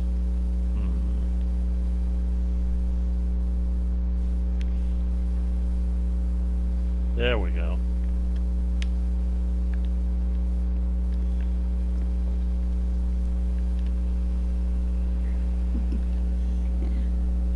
I don't mean to make you cry, Grass. I did say, but I did ask you not to be like asking for random things while we're in the middle of a different subject.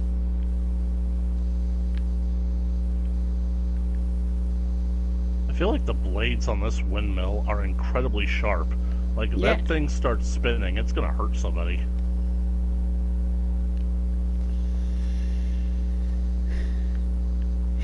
Well, no surprise there, what you said.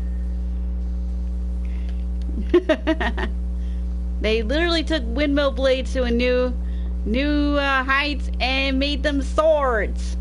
That's what I'm basically thinking, yeah. Thankfully, they seem to be very dull swords, so we're good.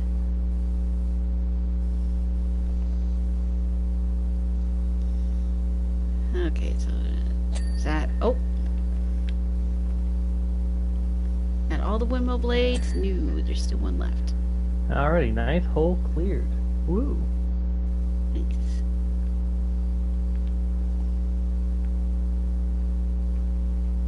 Okay. Where's my phone? I'll be right back. I gotta go find it. Yeah, no worries. Alrighty.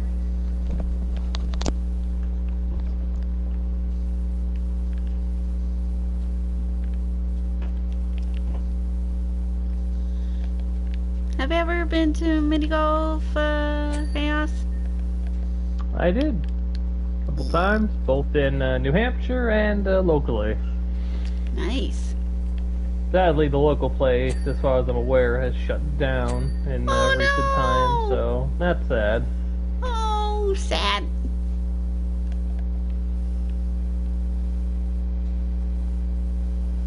That's so sad. Mini golfing is fun.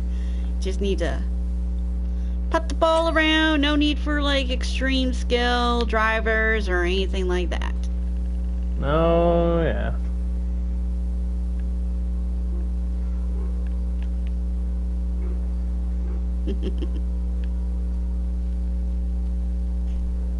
If you hear that, my window is open and the neighbor's dogs are going crazy. Heard something. Don't think it was a dog, though, weirdly enough. Trust me, there's like several different dogs going.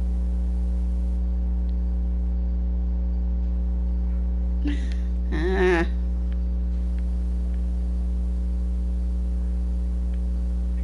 Yeah, there's like... That does sound painful, grass.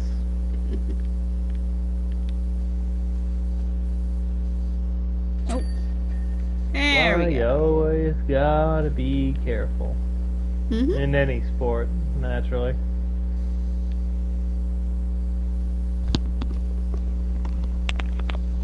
Okay, I'm back. Go back. Hey Link, have you ever been mini golfing? If I have, I can only barely remember it. I mean, I think that basically, like, when I was taking mini golfing at such an age that I really didn't understand it at all. And I think it only ever happened once, because the only other memories that I have of golf is basically like on an actual golf course where I would caddy for my dad. Ah. And I still really don't get the appeal of golf. I mean, like, sure, I think that it might be a very relaxing sport, but I just don't really get it. I mean, it kind of comes off like when Robin Williams did his stand-up about the invention of golf. And basically, it's pretty much like invented by a drunk Scotsman who keeps coming up with all kinds of insane rules for the game. That seems to be kind of weird with how some rules are. Yeah. So, and apparently to win, you gotta have the fewest points, not the most. basically. Out of curiosity, did anyone of us bring up dogs? I brought up dogs earlier because there was dogs barking outside my apartment. Nah, alrighty. Yeah, they're quiet now. Oh. Shoot. There we go. Now I'm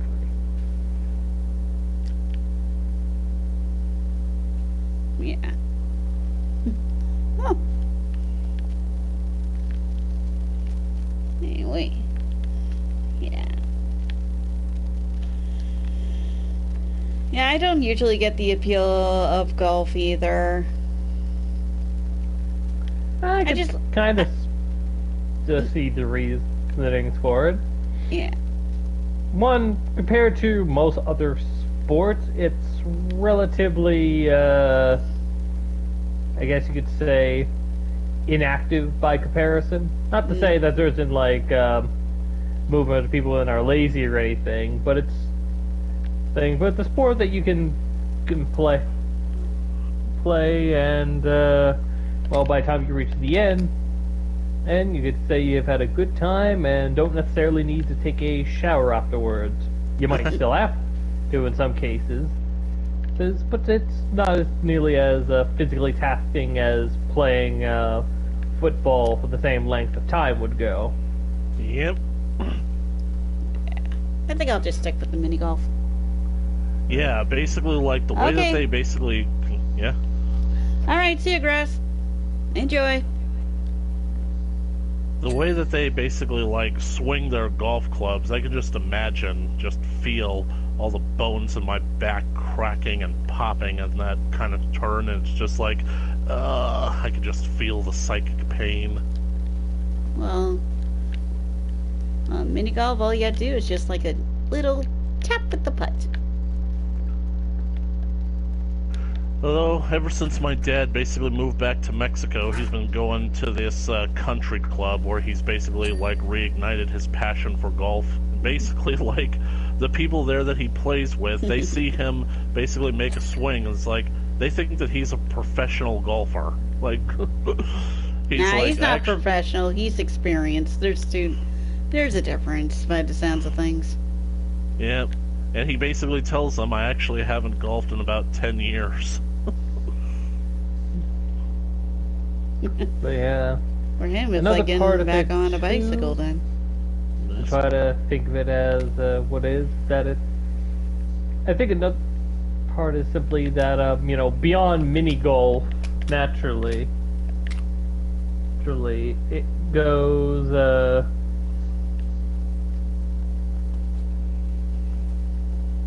damn it, what was it?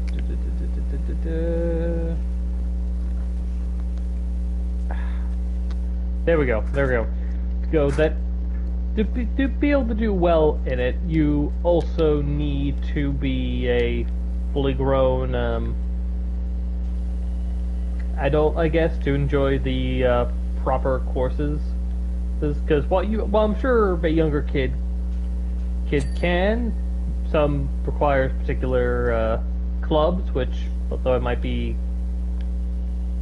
a little bit imbalanced, so. Yeah, you got your drivers, you got your 5-irons, you got your putters.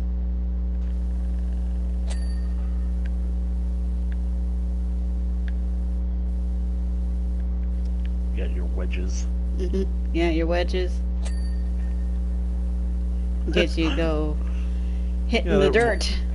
That reminds me of another Robin Williams joke. This time it was the genie from Aladdin and the King of Thieves. It's like one big giant sand trap and me without my wedgie.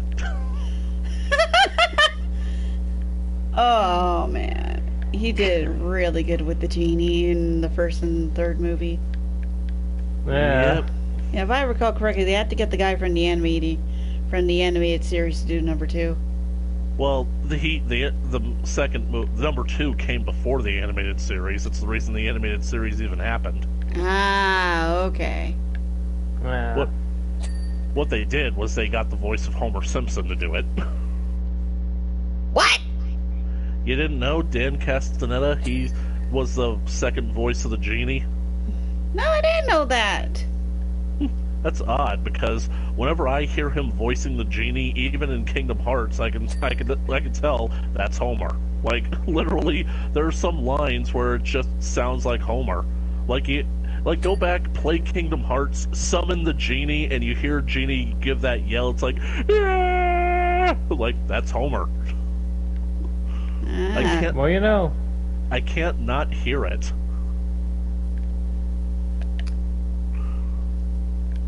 Huh. Maybe that's Maybe that's how they should have dealt with Jafar. Why, you little... Right, because he's often strangling Bart, isn't he? Yep. But a genie can't kill anybody. You'd be surprised what you can live through. That's like my favorite line from The Return of Jafar, because it basically shows that even though genies can't kill people, they are not at all restrained from putting the hurt on people. Yep. Especially when Jafar uses it in a threatening way, like at the end of the movie when he's trying to get Abismal to use his final wish to free him, and he's like, wait, how do I know that all this great stuff isn't going to disappear the moment that I wish you free? The better question is, how are you going to stay alive if you don't? But a genie can't kill anybody. You'd be surprised what you can live through. Because that basically, like, gives a genie free range to torture anybody. Because if they literally can't die by what he does to them, he can basically do whatever he wants to them. You know, now that you mentioned Jafar and how threatening he is, he definitely is basically the Ifrit of like a lot of the myths and legends. Unlike Genie, who's like a more benevolent sort of Ifrit. Yep. Genies, jinns, as they were called, they were basically tricksters. They basically, like, they came in, and all of their wishes were basically meant to result in monkey's paw situations, where, yeah, you get what you wanted, but it's going to backfire on you immensely. In fact, like, according to the myths, they came in on, like, sandstorms and twisters, which is why they were called dust devils. Ah. The more you know. And then there's Jafar, who's the more violent one, like the stereotypical Ifrit. Basically. By the way, you want to know what my favorite was probably the funniest depiction of the genie from Aladdin? What? That in hindsight of everything? What? Sonic and the Secret Ring. Well, I would basically, like, laugh at that, but the truth is that I haven't played Sonic and the Secret Rings, I've never watched any playthroughs of it, so I don't really know the plot of the game. I'll let you see the playthrough for, like, to have the time to go watch a playthrough first, because if I tell you straight up when the titular genie appears, I feel like it will rob the impact if you see everything about the world first. But while we're on the topic of Sonic and the Secret Rings, I personally feel like the Sonic storybook games, which is like Secret Rings and the Black Knight, or whatever it was called, those games, I think, are really good. They were like a really interesting direction to take with Sonic, because I think that basically on some measure, like with Sonic lore, it's kind of like so crazy and complicated, and most people basically like are going to reject the 3D games anyway, that you kind of just basically want to have Sonic doing some kind of just adventure and not really have to worry about how it affects Sonic's world. So, like, let's take a character that is as iconic as Sonic and all of his friends and put them in this fairy tale setting where they are playing the roles of all these other characters, and I honestly think that it works. I think that they should have basically considered making more games like that. There were so many other different options that they could choose from that could easily put Sonic in, like, some kind of all kinds of situations. Agreed. Yeah, it's just too bad it had gotten so much unnecessary hate that they had to cancel the whole thing. Yep. Oh, I'm hoping one day they decide to do it or Is that a dragon? re-release with one sole reason.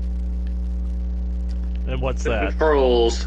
The Controls, I believe, was the major hurdle for those games being a major turnoff for a lot of people.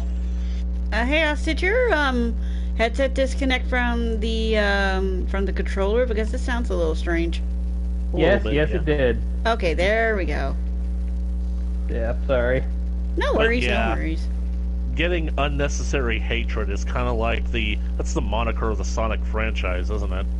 Yeah. Yep, What they tried what to really is a plead. big shame, too, is that I just want to say beforehand is that unless there's another official game out there, and I'm not counting Frontiers just yet, but it is the last game where you get to control in normal levels like Sonic can, Blaze, Knuckles, and Shadow.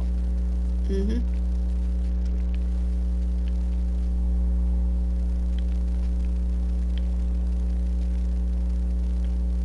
And it's a really big shame too, because they have very unique styles of fighting as the knights. Oh, yeah. And if I recall correctly, they had like their own little version of Mario Party in that too, Mm-hmm. for And multiplayer. you got to play as several characters, some of which they get to play as Sonic, Sonic's Arthurian friends, Sonic's actual friends, though they'll still use the weaponry of their Arthurian counterparts. And they also added in 2 more knights, which I found to be interesting. Wow. There was Jet the Hawk. I forget which knight he was. But the other one was Silver, who I believe was Galahad, who in Yeah. the stories is noted to be the son of Lancelot. Yep, that's him. I'll tell you what a good knight that Jet the Hawk could have been. He could have been Sir Gawain.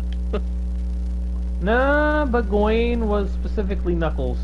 Ah, I guess I guess Knuckles is gonna have his head cut off. Whoa! Speaking of like knights and the round table, is that Excalibur, the sword in the stone? Cave, sword, and stone, yeah. The ironic thing is that it actually wasn't Excalibur that was in the stone. Excalibur was got from the woman in the lake. So, Which It's- in Sonic and the Secret Rings was played by Amy. ah, Yep. Funny enough, to go back into the plot of Sonic the Black Knight, which funny enough, I feel Yeah, like I no, remember Black that plot so Knight. much more than the other ones. Is it's funny you brought up Gray having had his head cut off, because there's a scene like where after Knuckles or Gawain fails to defeat Sonic, he's like, silence, I say, there's only one way to reclaim my honor. Holds a blade up to his neck in a with it being somewhat wobbly. Sonic takes the sword. Hey, quit that with the melodramatics, will you? Yeah, you could tell that he was hesitating to do that. Yeah. What I love the most about that is just specifically Sonic just like tapping the weapon before going pretty much attempted to take the easy way out, as some people would put it. After all, the algorithm doesn't like the word I would have used. basically. Mm-hmm. There we go, got that cleaned up. Now for the chest.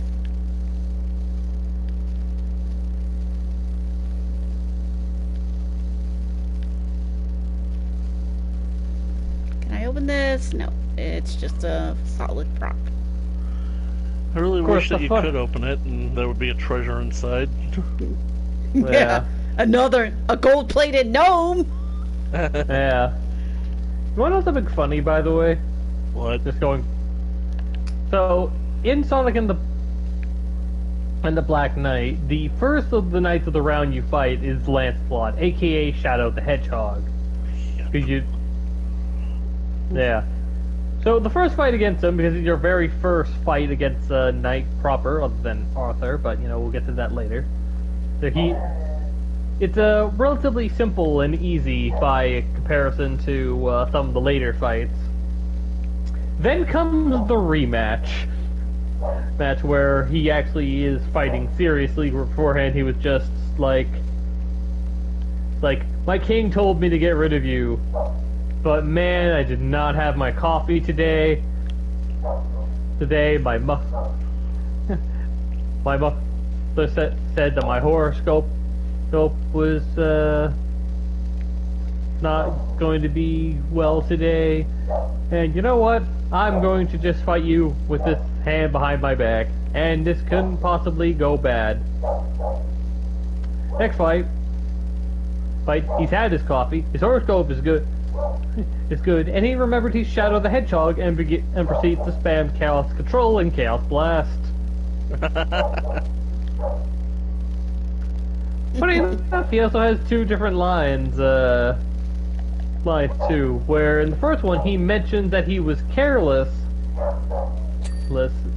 but in the rematch he says he thought he was the ultimate knight.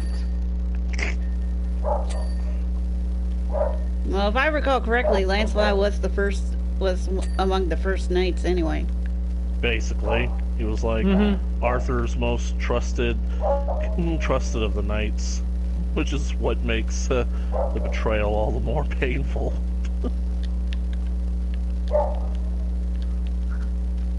I wonder if they were to just go the whole way with insertion, who on earth would be Sonic's wife?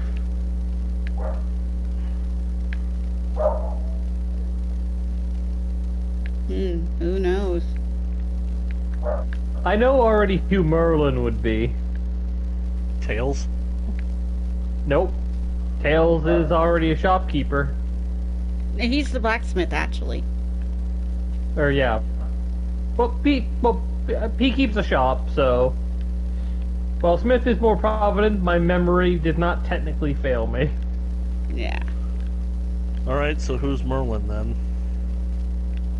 Doesn't appear, but if I had to pick, it'd be Dr. Eggman.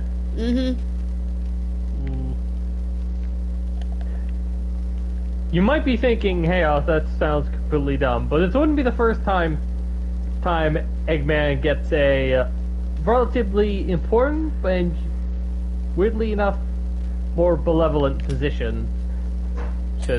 After all, he was the king in Secret Rings, after all. And to add in more to that, with him being Merlin, he is the eldest of the Sonic characters, I want to say. Being at least old enough to at least Bless you. known about his grandfather, Dr. Gerald. Maybe Gerald should be Merlin. I see that working out a bit better.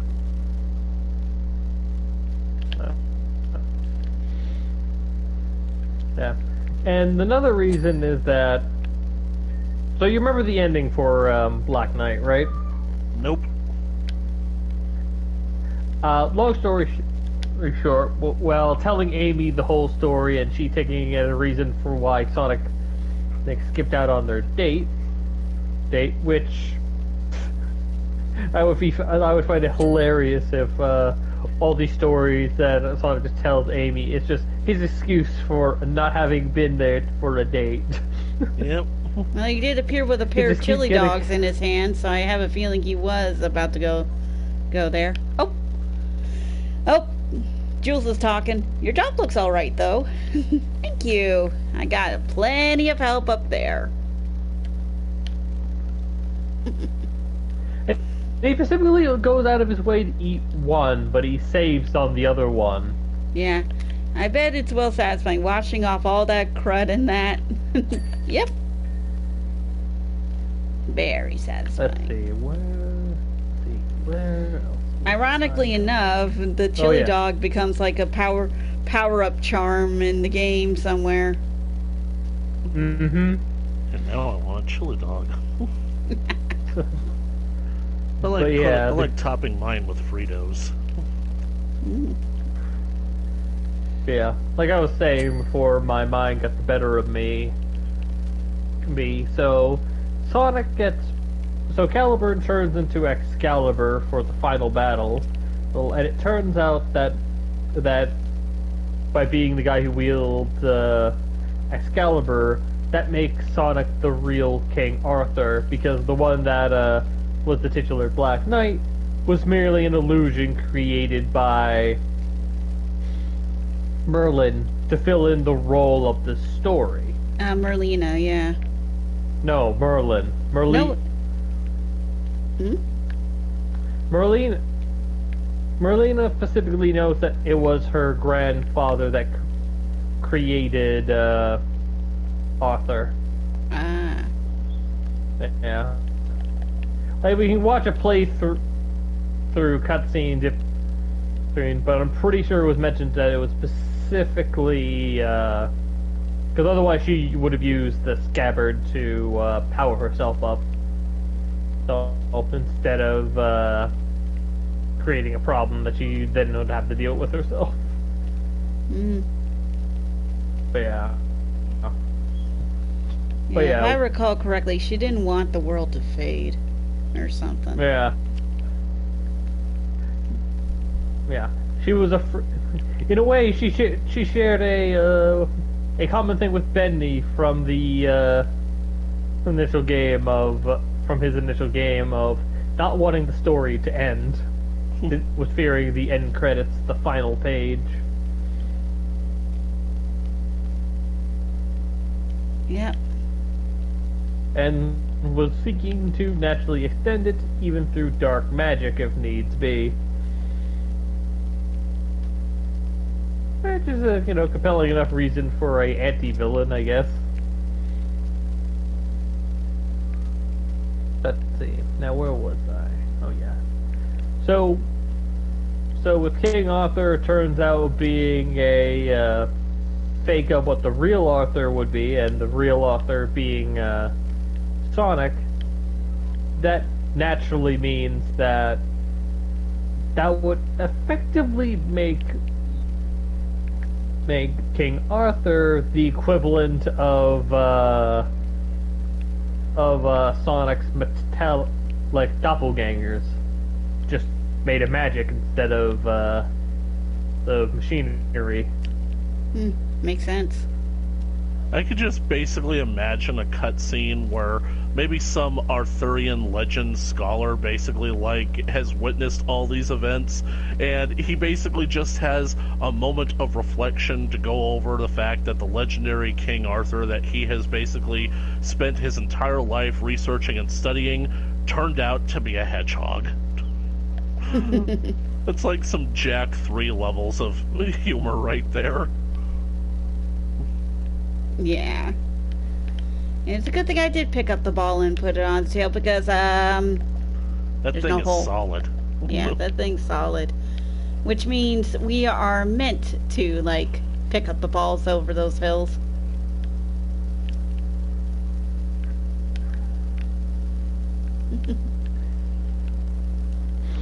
Making some good time here, already 64%. Yahoo! And here I am watching you claim the dragon and trying to come up with some kind of smog pun. Well, don't. We're trying to clean up all the smog and grime and whatnot. Dang it, you gave chaos material. I take whatever I can get. Yeah. Anyways, to veer off topic again, you would not believe the dumb thing Microsoft was trying to do. Oh, does it have... Oh, never mind. Just, what are they trying to do? Phil Spencer had a thought of trying to acquire Nintendo. Again? Mm-hmm. This feels like a situation of how many times do we have to teach you this lesson, old man? Oh, this is my first time hearing about it. He actually sent it as an email. And apparently everyone says that's not a good idea. Because the last guy that tried to like make such a offer to Nintendo, they literally got laughed out of the boardroom. Basically, with good reason. I mean, Microsoft's coming in there saying that Nintendo is a small gaming company. Nintendo is basically the Disney of Japan. Mm-hmm.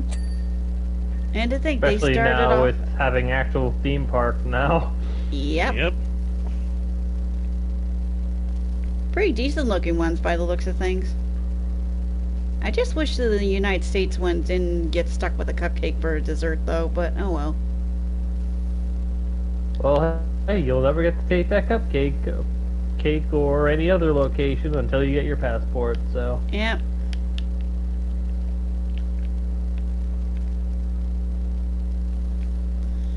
But the rest of the food looks good. I mean, it seems to be good to my taste. I like mushrooms. But yeah, Phil Spencer was like having the thoughts of acquiring Nintendo, but then of course all the fans have to remind him, dude, the last guy that tried to do it got laughed out of the boardroom. It was no joke. And I just find that so funny because comparatively speaking, them going up to Nintendo saying that you're a small game company, no dude. Microsoft is the small game company. Nintendo is the dragon. Mm-hmm. The only reason why they haven't beaten every other their company out of the park is that they take a handicap to themselves by literally thinking, all right, now how can we change the gaming landscape with these new methods of controls? Yeah, that's basically what I thought about the other day. The fact is that you look at PlayStation and Xbox, their controllers basically have gone through so little change in the last 20 years. In fact, the only change that I can compare from my PS4 controller and my PS2 controller is that the PS4 has gotten wider to have like more space and whatnot, and maybe the handle has gotten longer, but the buttons and the layout, they're exactly the same.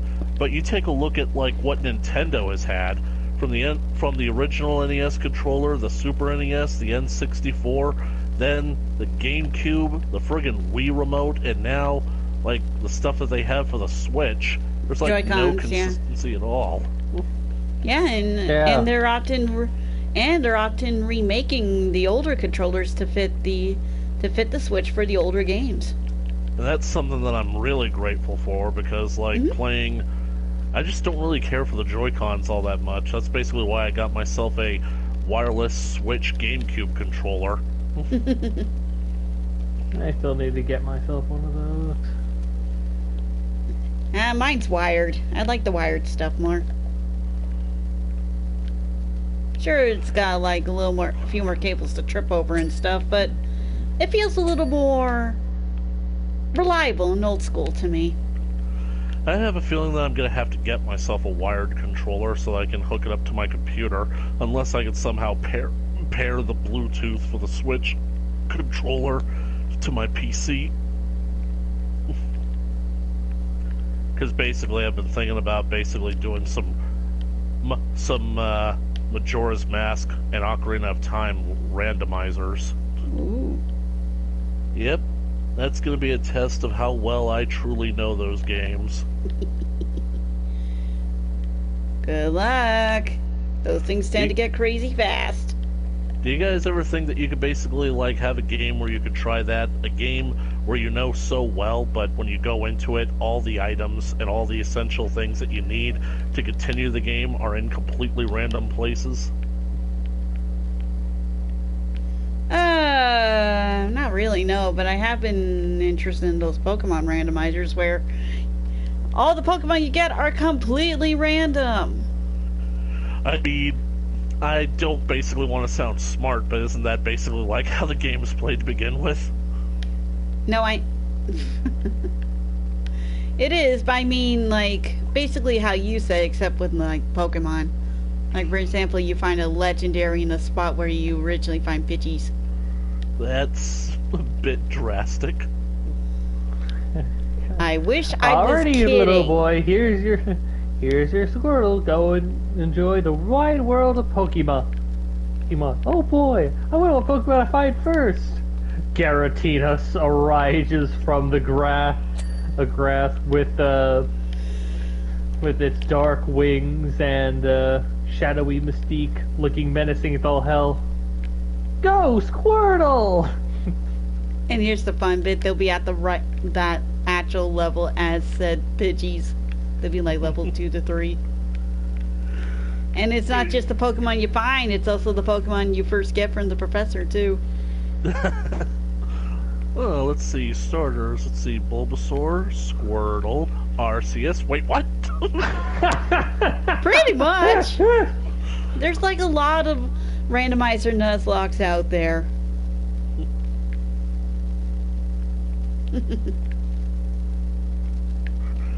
Good old Nuzlocke, aka never heard of a Pokemon Center.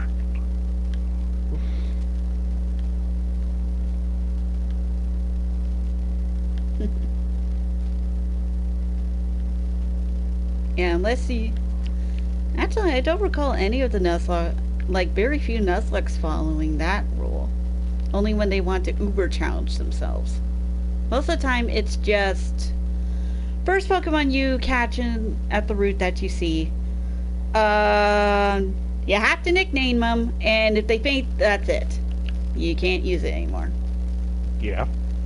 And yeah, I think the whole no Pokemon Center thing was just a self-imposed extra Nuzlocke rule some people put on themselves.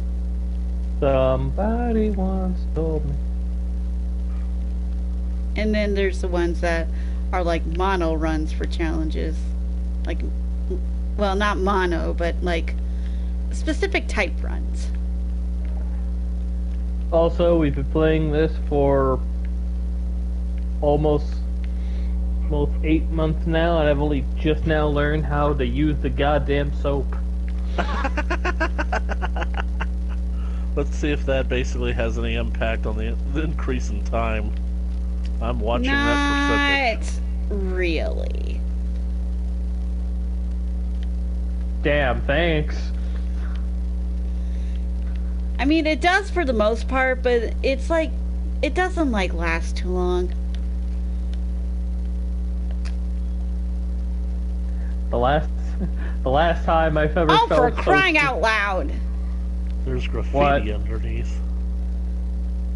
An arrow shoot gnome. I had a feeling because, like, I was watching and it looked like somebody drew faces into the grime. I thought that it was Mario for a second, but, like, nope, it's gnomes. Alright, let's take a look at the cleaning liquids. We got stone cleaner and wood cleaner. And Should have known multi-purpose. this was gonna happen. What? Okay, I may be a little bit wrong on that because I think I don't like keeping like. I think I've been using like way too big sweeps.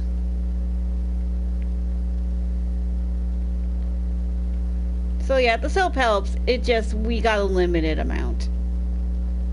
Get back. I've got soap. I'm not afraid to use it.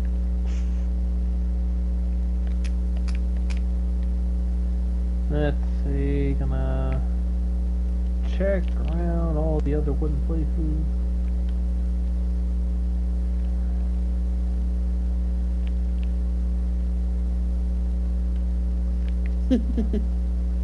Let's see. That quote came from the Search for Atlantis, I think. Atlantis, the Lost Empire. Yeah, Atlantis, the Lost Empire. Okay. Came from the absolute best character in the movie. Named Sweet. Joshua Sweet. Medical officer. Yeah, with the mole guy. Yeah, Gaetan Moliere. That guy's funny too. England must never merge with France. Oh yeah, he had his dirt collection in the main character's bed, didn't he? Yep. The stuff that I have collected spanning the centuries. What's it doing in my bed? I'll ask the questions. How are you? Who said you? Speak up. Uh-oh. Sat in the dirt, didn't you? Well, yeah. Now what have I told you about playing nice with other kids?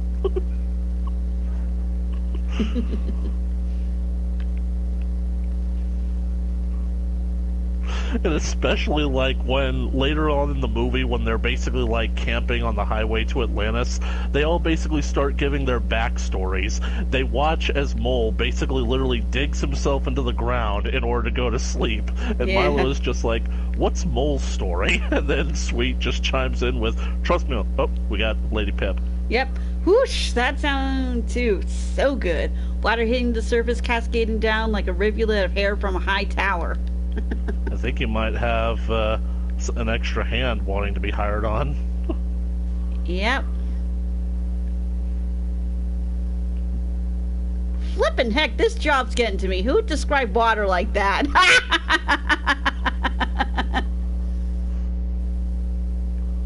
The conversion has already begun. Do not resist. It'll be far easier. You need an this way. assistant? I already got one assistant, but I wouldn't mind another. And the pay is actually good. Yep, pay's decent. Just make sure you fill out your 1099s. That's an American tax form thing, isn't it? It's basically the form that you basically fill out when you're an independent contractor. I basically was thinking about like all this money that you're making. Like you got $5,009 right now, and yet it basically is like you get that money for doing all these various things, and yet there doesn't seem to be any tax calculation. So I'm basically hoping that you fill out your 1099s at the end of the year, or else the IRS is going to come after you. Don't worry, I do. Because just remember, for even Joker fears the IRS. Pretty much. Because apparently, all it takes is for them to get him for tax evasion, and he's screwed for all the other crimes that he could otherwise be insanity charged for to get away from the death penalty. I mean, that's how they literally got Al Capone.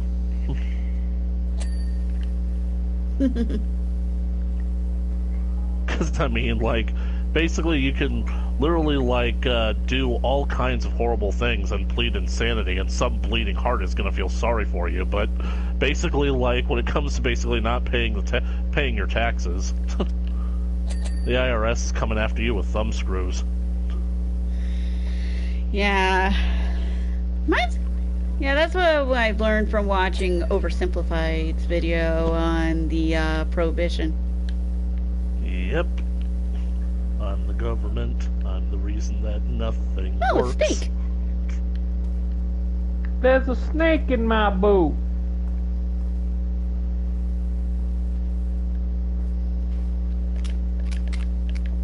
But anyways, to finish off that quote, what's Mole's story? Trust me on this one. You don't want to know. Audrey, don't tell him. You shouldn't have told me, but you did. But now I'm telling you, you don't want to know.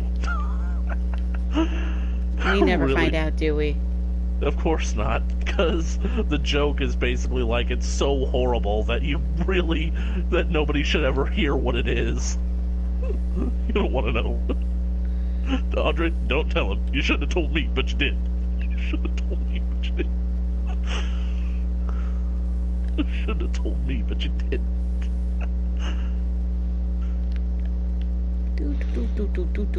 Oop. One good thing about doing power washing mini golf, you get a little bit of the job done while you're playing. Basically. Hee hee.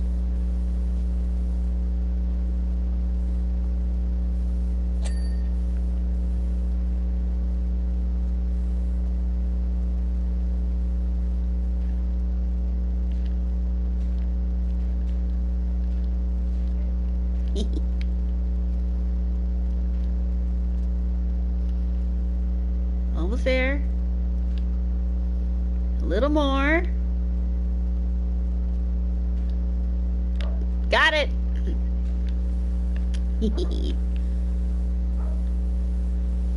That's another thing I like about this, how somewhat interactive this game is. You just like mess around with things you're able to pick up. Yeah, who knows? Maybe at some point, like, when they're done with PowerWasher, they'll basically take the code for this entire map and make an actual mini golf game out of it. Wouldn't be? Yeah, I wouldn't mind that. I mean, last time I played a mini golf game was one made by I think it was like Sierra and Hasbro.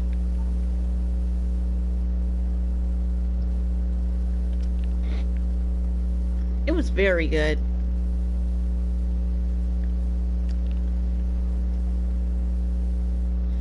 But of course, and we've also seen Let's Plays of golf with your friends, and ooh, Nelly, those things get crazy.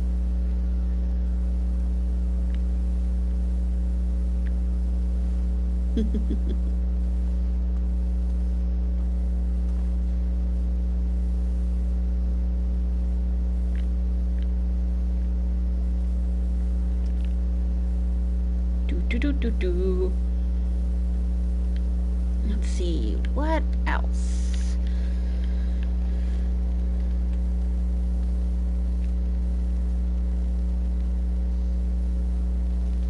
Oh, it's a very cute little snake.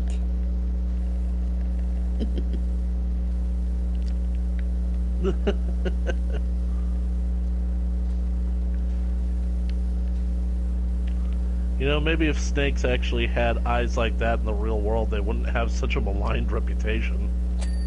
There we go. Yeah.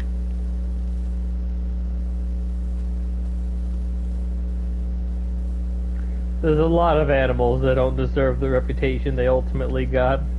Mm-hmm.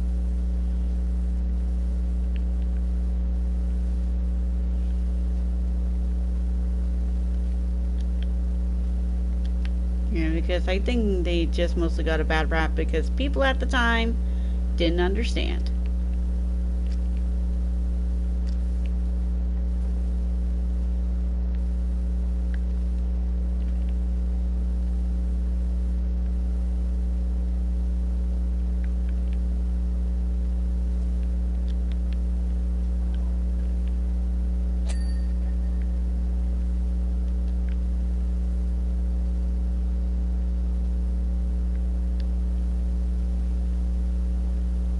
Whoop.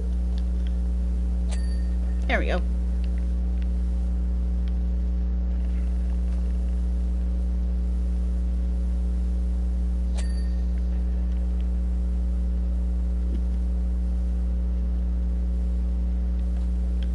I mean, that's how wolves have been villainized a lot in fairy tales. Because people at the time thought they were nothing more than terrors. Because they didn't know and understand. Well, I think to be fair, if you're basically like, if your job is basically like to tend a flock of sheep, and every now and then some inconvenient wolf comes along and picks off one or two of them, I think that basically like, I think that you might have a slight justification for your prejudice. Nah.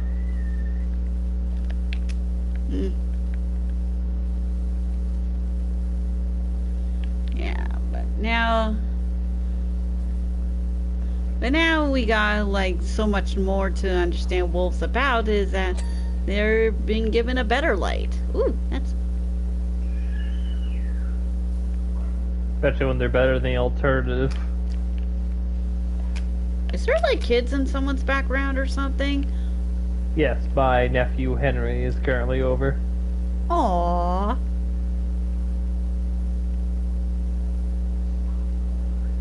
He really likes elves for whatever reason. Because whenever I sing, I do song like loo-la-lee, loo-lay-lo, and then he just gets mesmerized for the duration. Naturally, it can become a bit of a struggle when I am told specifically, hey, can you watch him while I go use the bathroom? And then the other person doesn't leave the bathroom for like 10 minutes. So that means I have 10 minutes of going loo-la-lee, loo-la-lo, so that way he doesn't just cry, kick, or scream.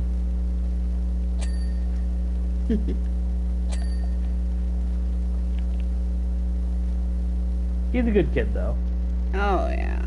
Looking forward to seeing what sort of kid he grows up into being. Because right now he's just a wee baby. Yeah. That tells you he'll be a good kid. Apparently he's one of the rarest types of people on the planet. Oh. A blue-eyed ginger. Good boy. Ah. Ain't that Apparently. lucky? Yeah.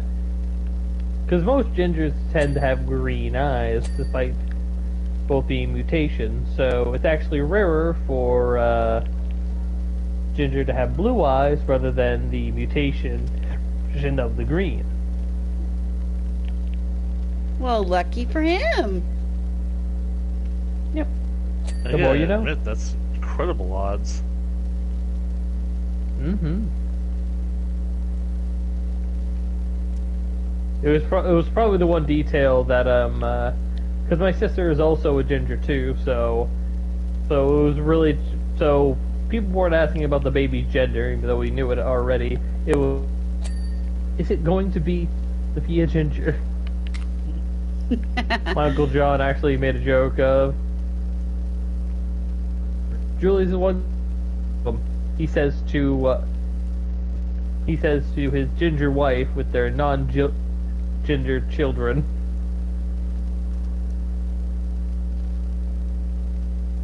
Actually, my Auntie Tricia was quite miffed that it slipped his mind.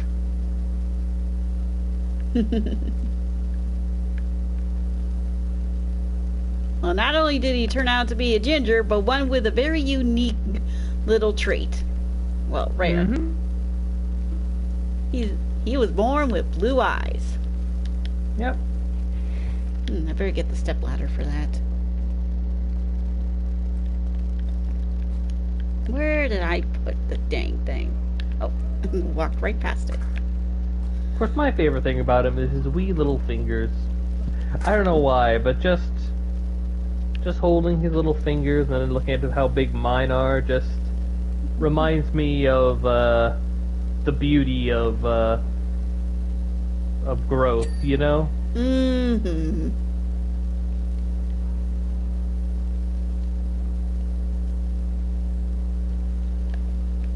Oh, yeah.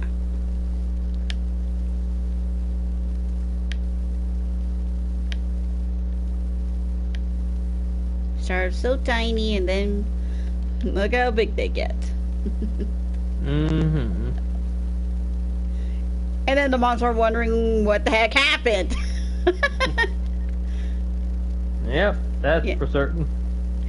Yeah. All they have to do is blink and there goes the kid already off to kindergarten. I know that's basically how I feel.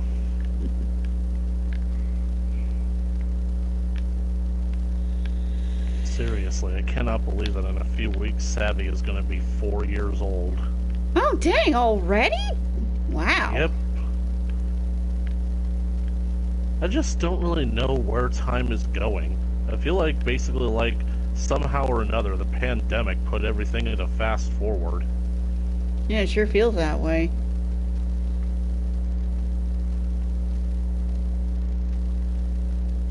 That or it kind of freezes it a little bit. I was kind of hoping for a freeze. Hoping for a time where things just kind of stopped for a little bit. People could take stock of their lives and see what a mess society is, and maybe actually bring about some genuine change. But nope. It got Instead, worse. everything just gets worse. Yep.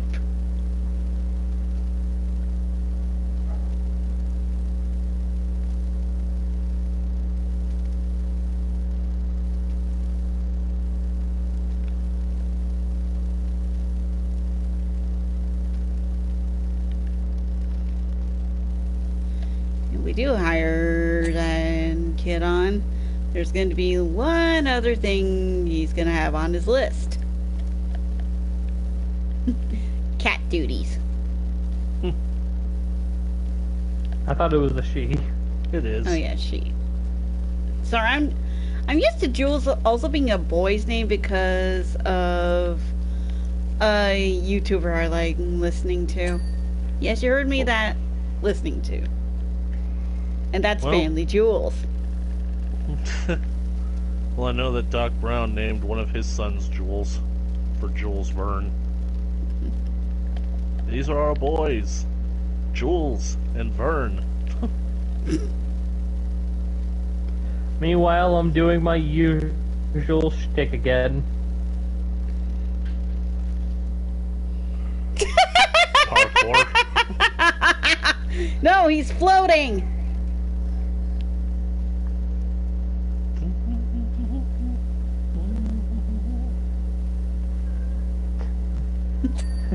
Want to see some real magic?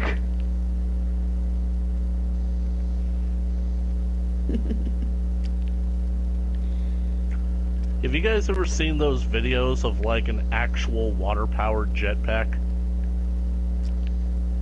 I have not. It's pretty cool. The only problem is, the only practical use for it is to basically like use it over some kind of open body of water, like a bay or something. Right. Because that's like the only practical way to actually have a sustainable water source to actually propel you through the air. Yep.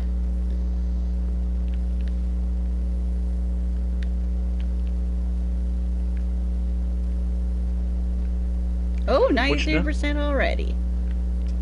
Which, now that I think about it, it actually might mean that Mario is actually incredibly light. Because now I'm thinking about Mario Sunshine, the fact that flying around with a hover nozzle is one of the most basic game mechanics of that game, and you basically do it so often, yet the amount of actual pressure in real world physics that would actually require to lift somebody off the ground would basically almost immediately exhaust Flood's water tank.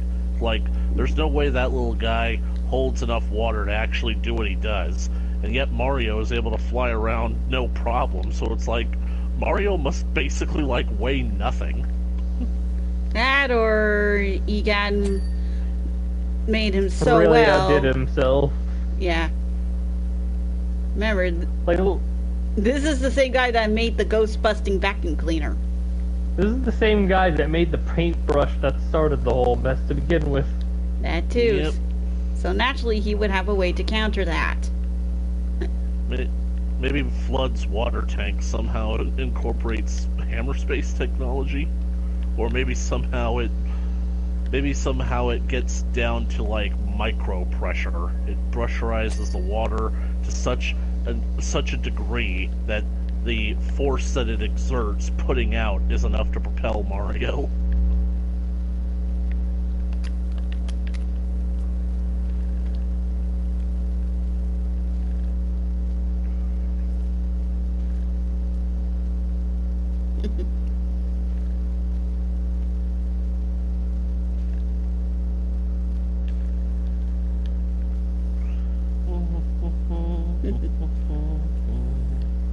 So what do you guys think? Do you guys think that Egad based the magic paintbrush off of Vincent van Gogh? Maybe. Probably. I mean, Sunshine did come after Luigi's Mansion, so. And Jonathan? and Mr. Gore was the one with a I guess you could say direct antagonistic relationship with Egad, so out of all the portraits. It makes me wonder, maybe all that time Junior's magic paintbrush that caused all that mess was actually ghost-powered. Maybe that's what happened to the portrait ghosts. Oh my goodness, somebody called MatPat. I think I've got a theory for him. Don't! He's already still mad. Scott is still mad at him for the FNAF thing. Which FNAF thing? The whole timeline. Scott is mad about the timeline? Well, why do you think he changed? Didn't you mention that Scott didn't like the way MatPat knew so much that he changed it up? No, I think that it's not necessarily born out of him not liking it. It's born out of his desire to troll. He's basically okay. He basically did it to throw MatPat off the scent. Because Scott basically kind of figured that what kept FNAF so popular is never having a clear and definitive answer on what the story is and where it was going. So when the theorists actually started to predict what he was going to do, he basically changed things just to throw them off, because that he figured that would be the best way to keep things going. Unfortunately, that doesn't actually pan out in making a cohesive series, because then Sister Location had to happen and completely jumped any semblance of the shark. Oof. Henry's got a good set of lungs back there. Yeah. And I find it a bit odd. We were talking about FNAF when we suddenly hear a child scream. So that tells you he doesn't like the sound of that. I'm just thinking, like, that's just like the coincidence of it. Yeah. Because that's basically what the jump scare screams are. They're basically like audio distorted children screaming. Yeah, I figured as much.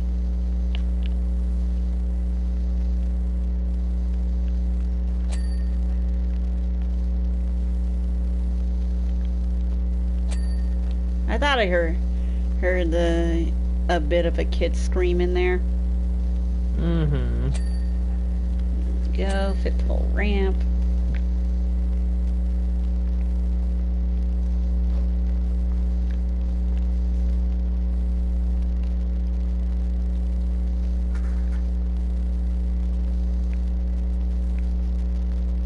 Well, won't be that long before the FNAF movie comes out. Yep, and a lot of people are like surprised that the cupcake actually gets to kill something. Me? I'm just basically wondering what the heck took it so long, finally doing something after all this time. Like, the only time it ever got to actually do anything, I think, was in FNAF 4. And even then, it was a nightmare cupcake.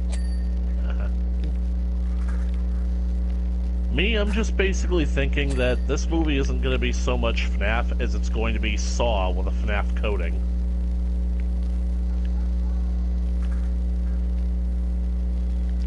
Yep. Because I guarantee it, that's what Springtrap is going to be doing in this movie. He's basically going to be playing Jigsaw, and Mike is going to be playing his game. I want to play a game with you, Mike. It's called Five Nights at Freddy's. Just get set up in a booth, and they have to do the game both in real life and in game. And worse, in that game, you also have to help Toy Freddy play the game while you're playing the game and trying to survive the game in real life. It's game section. Jinx, you owe me an iced tea. Well, we didn't exactly say it at the same time. It sure sounded that way to me. But here's something that I honestly have to comment on. Like, I basically said that Sister Location jumped any semblance of the shark. Technically speaking, FNAF 4 also did that, but we only found out about that in hindsight with information from the books, which came later. So the point is that I think that basically, like, one of the things that I basically don't really care for where the FNAF series went was the jump in technology.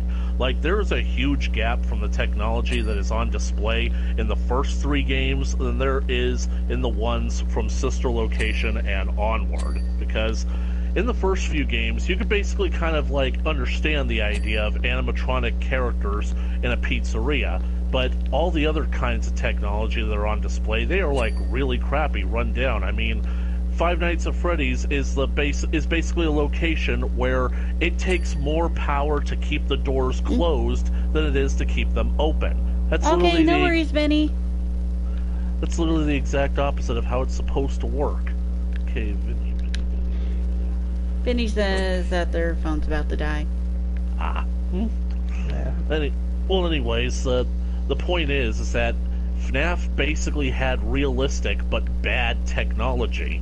And yet, suddenly, in Sister Location, we're supposed to believe that suddenly these robots are now so sophisticated that, well, you guys basically saw what these robots did. It's literally insane.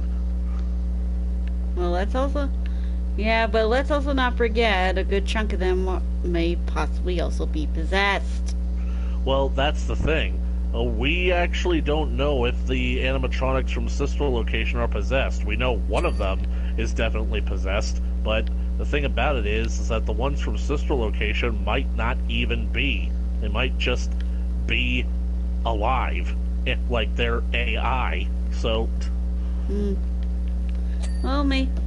Well, well, let's also not forget that probably somehow, some way, one of the others controlled them, because there's a theory among the fandom going on that, like, Ennard controlled a lot of them, and is able to mimic even Circus Baby's voice. well, that's the thing. Ennard is really just a conglomerate of all of them. So, basically speaking, I'm pretty sure that the parts that Ennard was mimicking Circus Baby really were just the Circus Baby parts. Okay.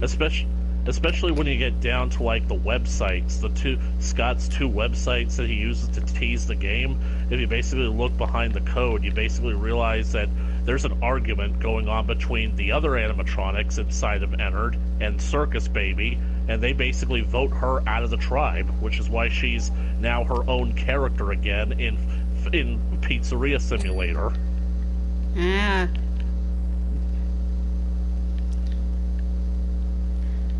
I can't wait to see who's going to become the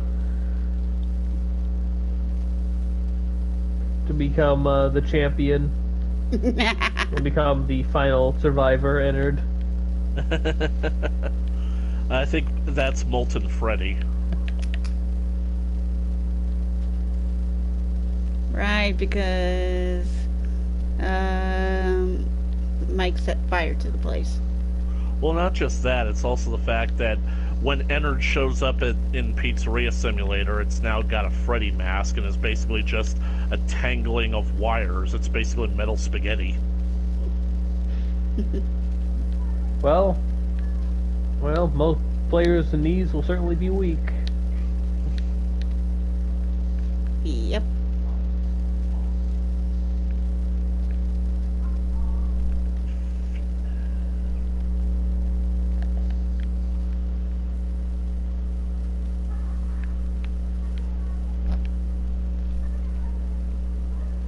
I mean, it's just like I really can't necessarily get a. I just really can't get a read on what Scott really wants from this franchise anymore. What he wants us to believe, because now it just feels so contradictory. There we go. Like the first few games are now so anachronistic that it's almost like Scott wants us to ignore them and just focus on the new stuff that's coming. Because basically, the first few games give us the impression that the company that is responsible for these pizza places, it's like it's going down, it's going bankrupt, things are bad, like things like this franchise is like not respected anymore. People have abandoned this place, and yet now with things like Security Breach, this thing is practically bigger than Disney.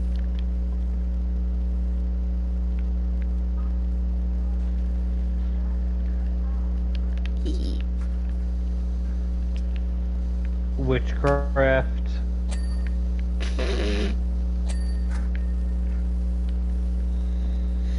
Yep, I'd say it'd be that.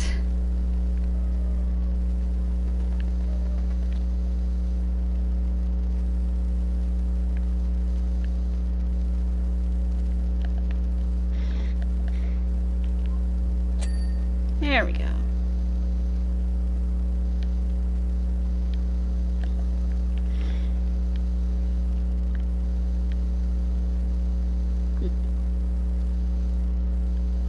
At least they keep the holes relatively simple in this one. Not too many loops, a few ramps here and there. Were they loops in the other ones that you saw upstairs? Yes. Nope. Okay.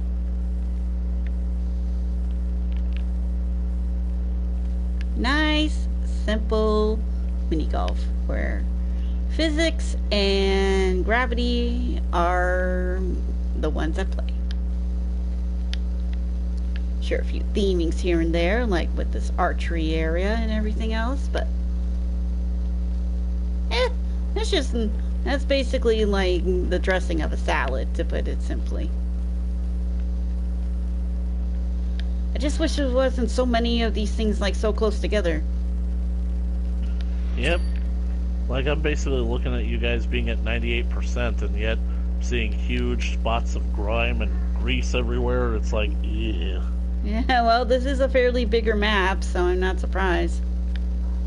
And this will be the last one we'll do today, considering how long it's taking. Definitely. Yeah. Thankfully, I am backtracking to see what we've potentially missed out on. Thank you.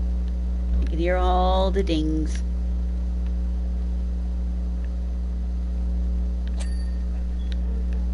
Oh, I did miss a cave wall.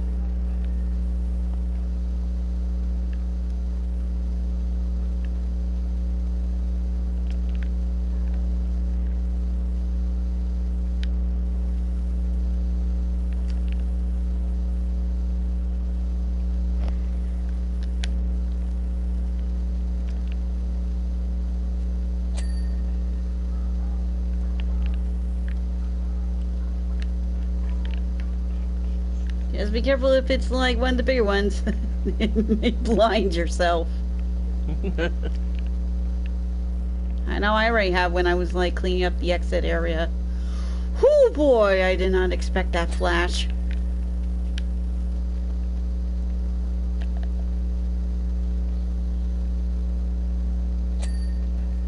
There we go.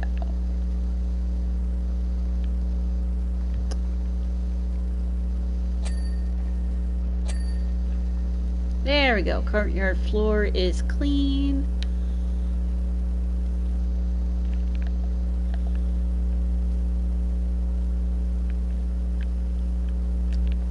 Make sure I get underneath this.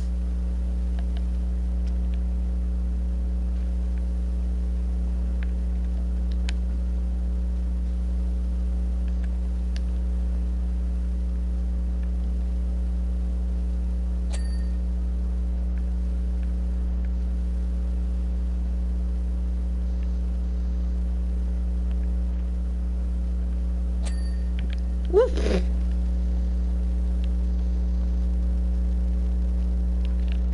Definitely went close up.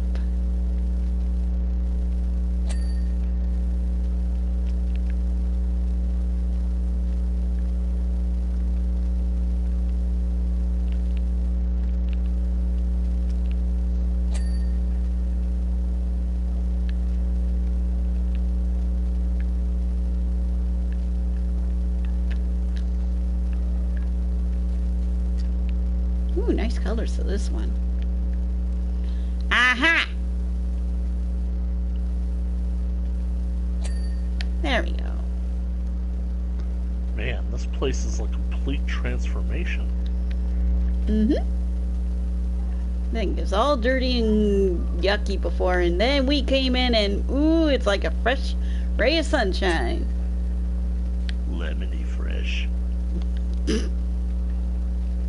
Space Jam. Let's see. All right.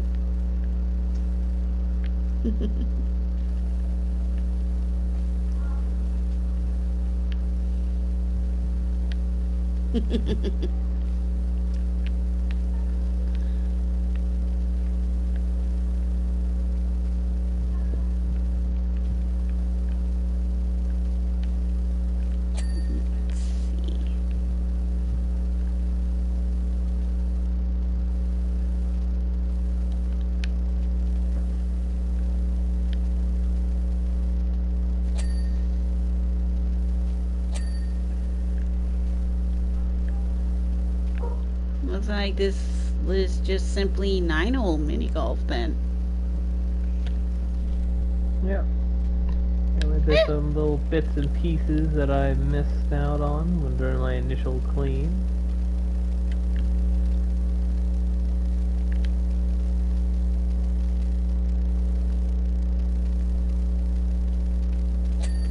There we go. Woo! Down I go.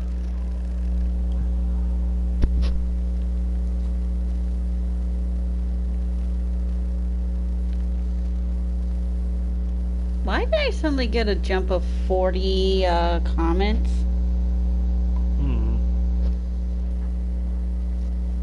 40 comments where?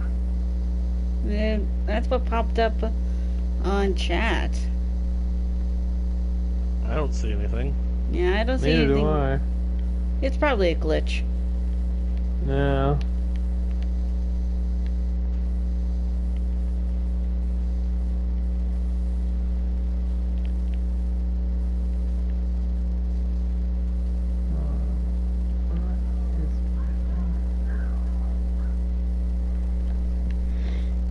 Internals.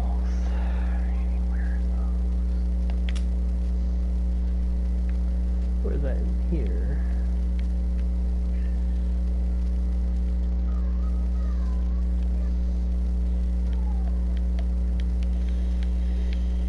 Let's see. Do.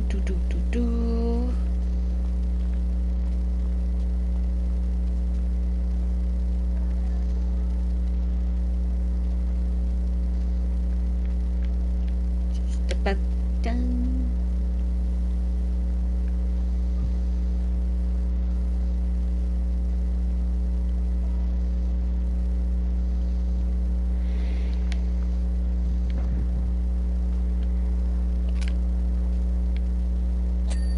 There we go.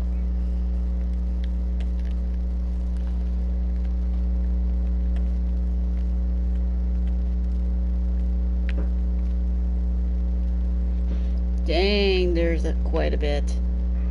Yep. I'm trying to find the castle interior wall, but for the life of me, I can't figure out where they are.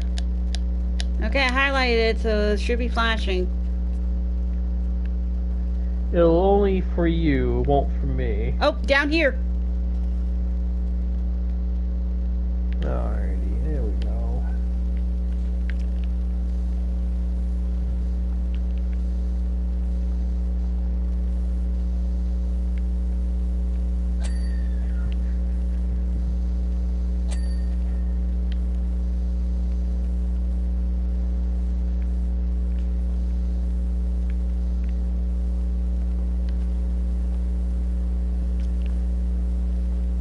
Whoa.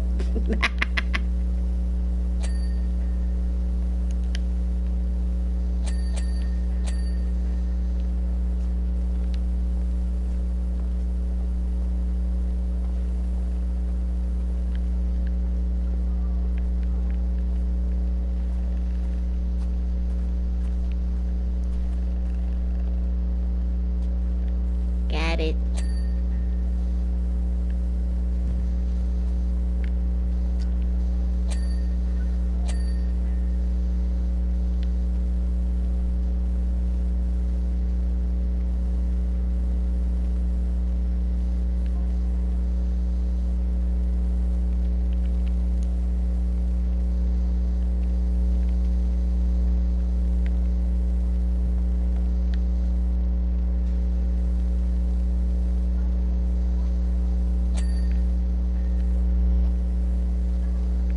That's just I complain about. I like how this game has a use of different angles and perspectives, so we can like get to really good cleaning. Well, I think that would ultimately have to, considering, like, basically they want you to clean every single side of it. Yep.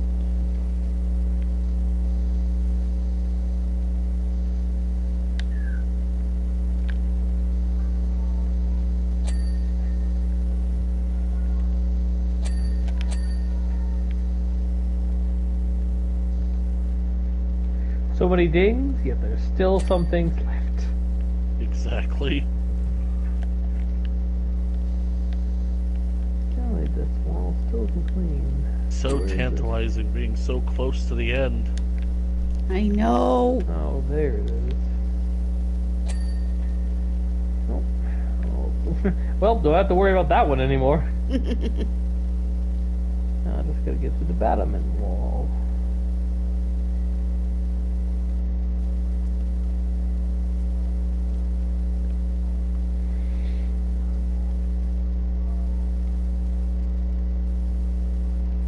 there again? Really? Alright. I thought I would have cleaned this all the way yet. Nope.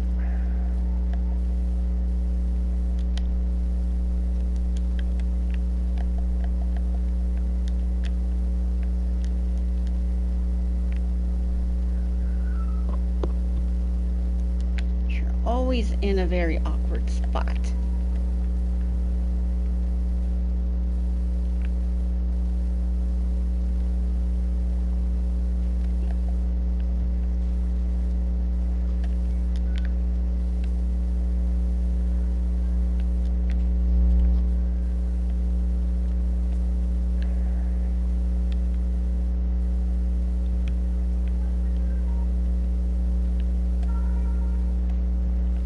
Okay, I'm gonna need to get the step ladder again. Where'd it go?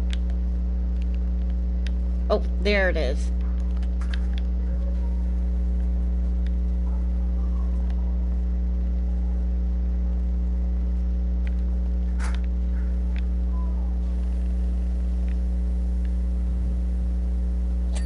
Ah, there it was. It was on the side. All right.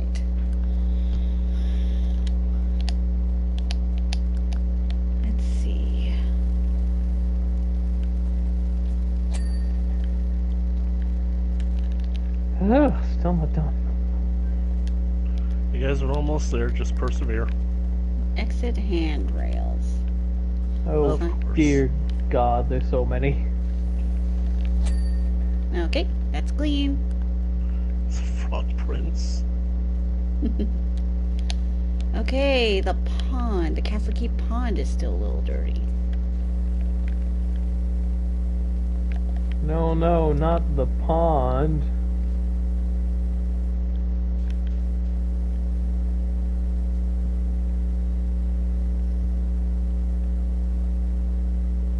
That's how I felt when I was doing the frickin' scorpion.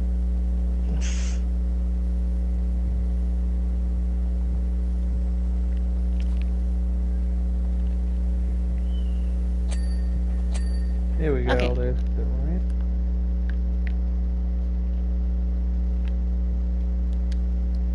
Keep turret roof.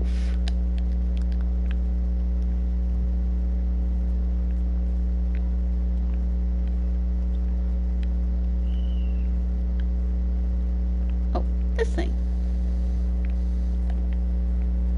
Oh, that? The turret roof? Alright. Yep, up. That little buggers are underneath. There we go. Of I course, think there's some on top.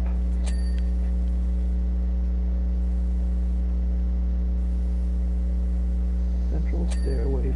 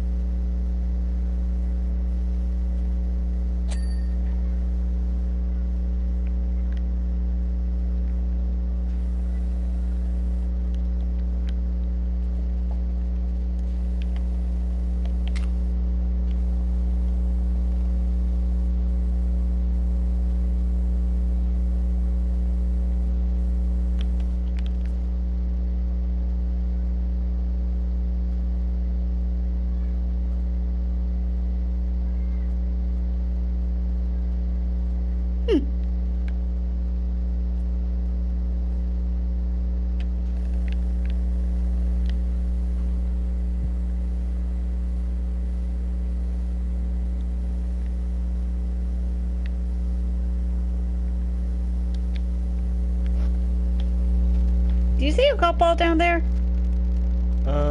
Not really. Dang, thought I'd come out. Okay.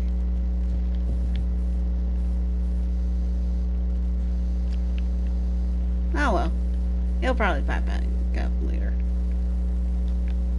I think I might have seen it.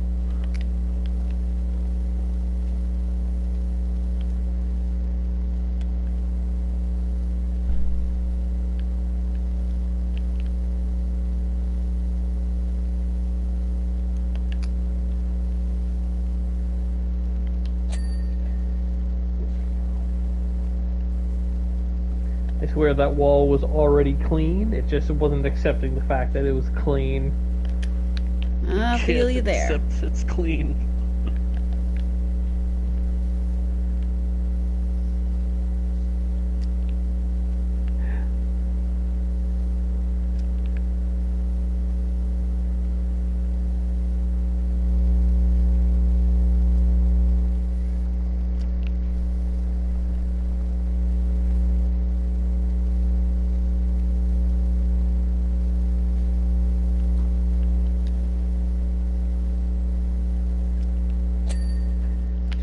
Okay, that's done.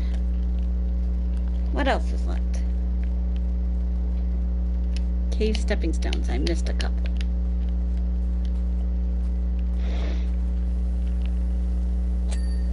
That's one.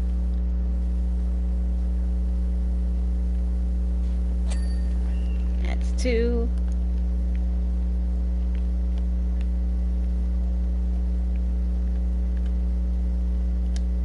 Okay, the archery targets on the wall aren't done.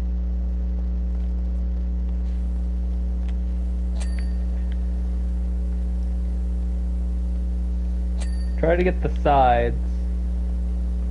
Can. Alright, that's those done. That should be all of them, yeah.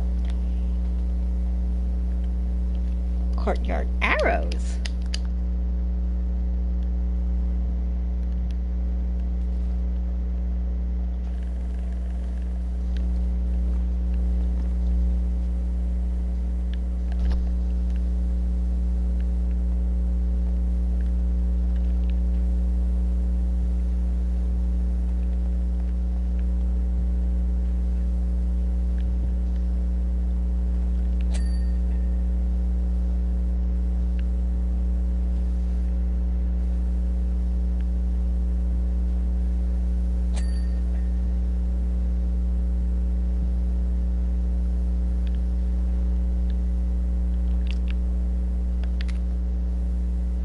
Okay.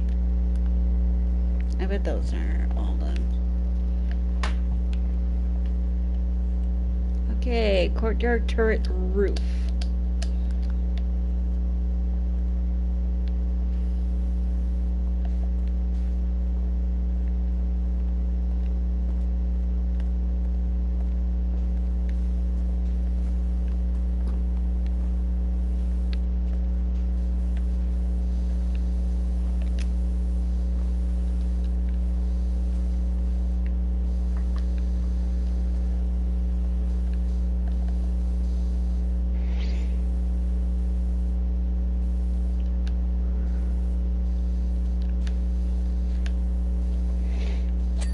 Oh, got it. I feel like that was another case of it just wouldn't let itself be done. Eight Why hole would you let borders. yourself be clean? Are you too good to be clean? Answer me! Now apparently the hole here is dirty. That sounded right. Link.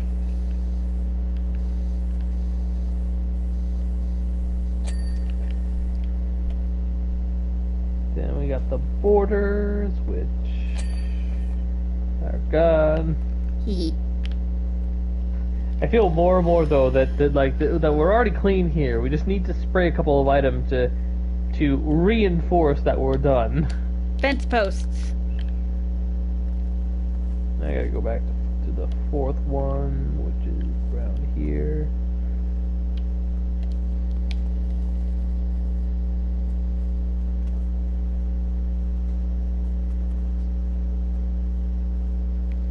Aha.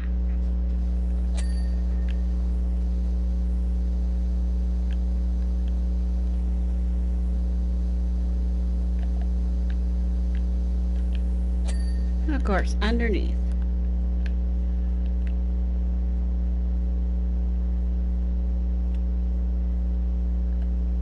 For stepping stones.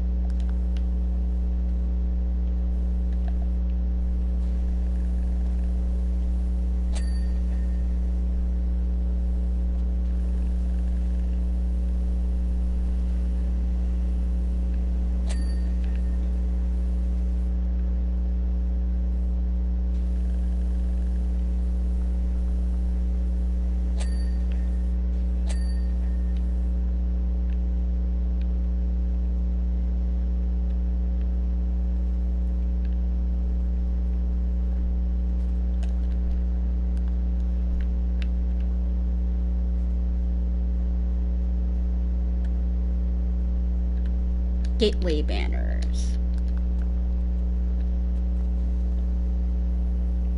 These things still aren't clean.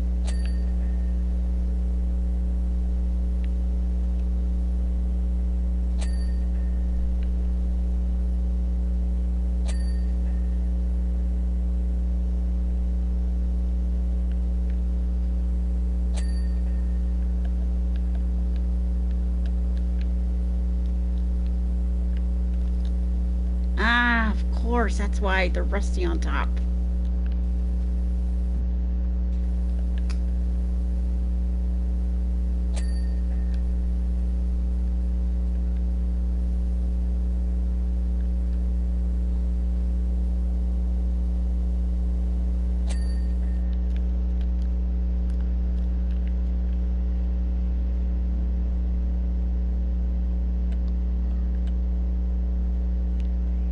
Golf ball return gutter.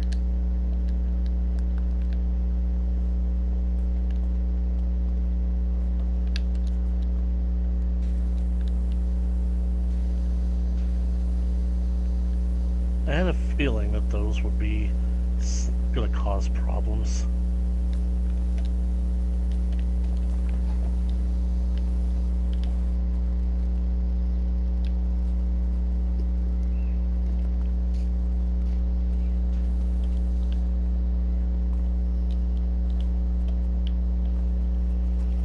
Another case where I have to get the ladder. Yep, only one of you can be a parkour master. Yeah, I think he discovered his talent on the Ferris wheel. Yeah.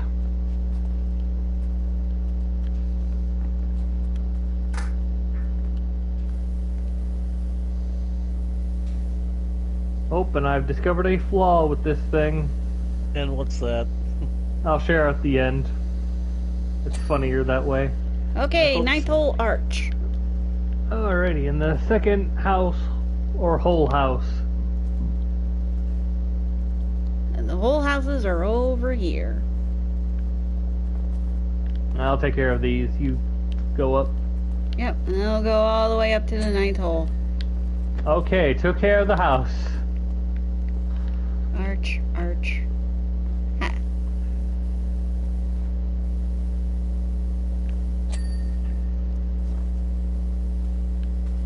And now the small borders. Oh, got one.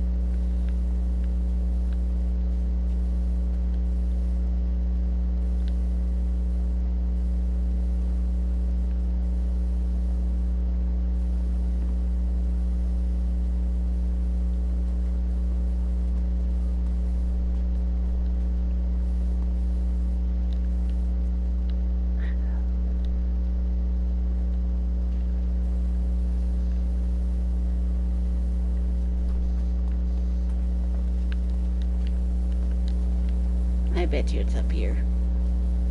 Yep, it's up here. Which means one thing. Ah! There it is! Got it! It's done! Thank God. Thank God. Yay. Holy crud, it looked like a mess!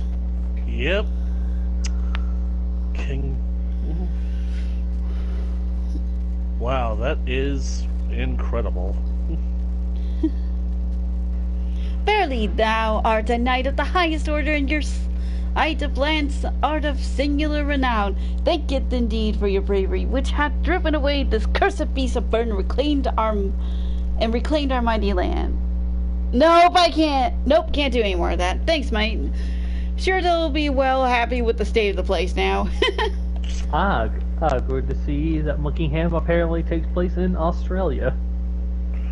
I mean, I gotta feel for Jules, because literally there's no way you can do that job for an extended period of time and not get sick of that. Yeah, anyways. Oh, that's it for now. Oh my gosh, we've only got 1, 2, 3 more places left. There's the paintball area from the base game. Then there's the Spanish Villa and the solar station from the new stuff. I think we ought to check out the solar station and maybe basically get the paintball area next. So, Oh, but yeah. I have a feeling the Spanish Villa is going to be a big one. Oh, yeah. So, Chaos, what's the thing that you wanted to save for the end? Oh, come with me.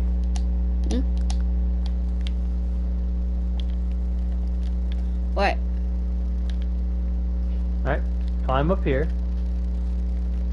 Yeah? What's up? Alright, go back a little bit. Now, with your eyes, follow this back up, and let me know if you see anything unusual. No, back up, back up. If you move, you'll only deceive yourself.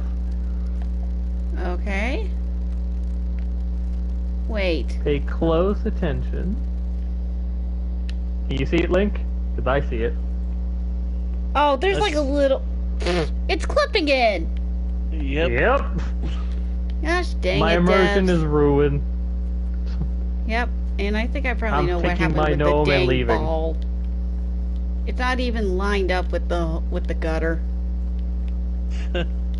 That or it disappeared into the ether, whichever comes first. Because I don't see it in the bucket. By the Anyways. way, by the way, how did we get here? I just noticed that this isn't our usual vehicle. Okay, seriously, what is with the jumps to 20? The jumps by 20? Well, doesn't matter. We're gonna be ending soon, so. Yeah. Yeah, no, I think that's someone else's vehicle right there. Yeah, ours is probably like in the parking lot of the park. Anyways, with that, I'd like to thank Chaos and Link for joining me with all this as we talk mini golf, dogs, food, and crazy gaming stunts. And Yeah. parkour. And So Always parkour. that's fun. just what I do. Always fun to basically hang out and shoot the breeze. Mm-hmm. Yep. And remember, the real magic you have is your imagination. and that's what we'll find in Castle Minipot. Good night, everybody. Bye, everyone. Adios.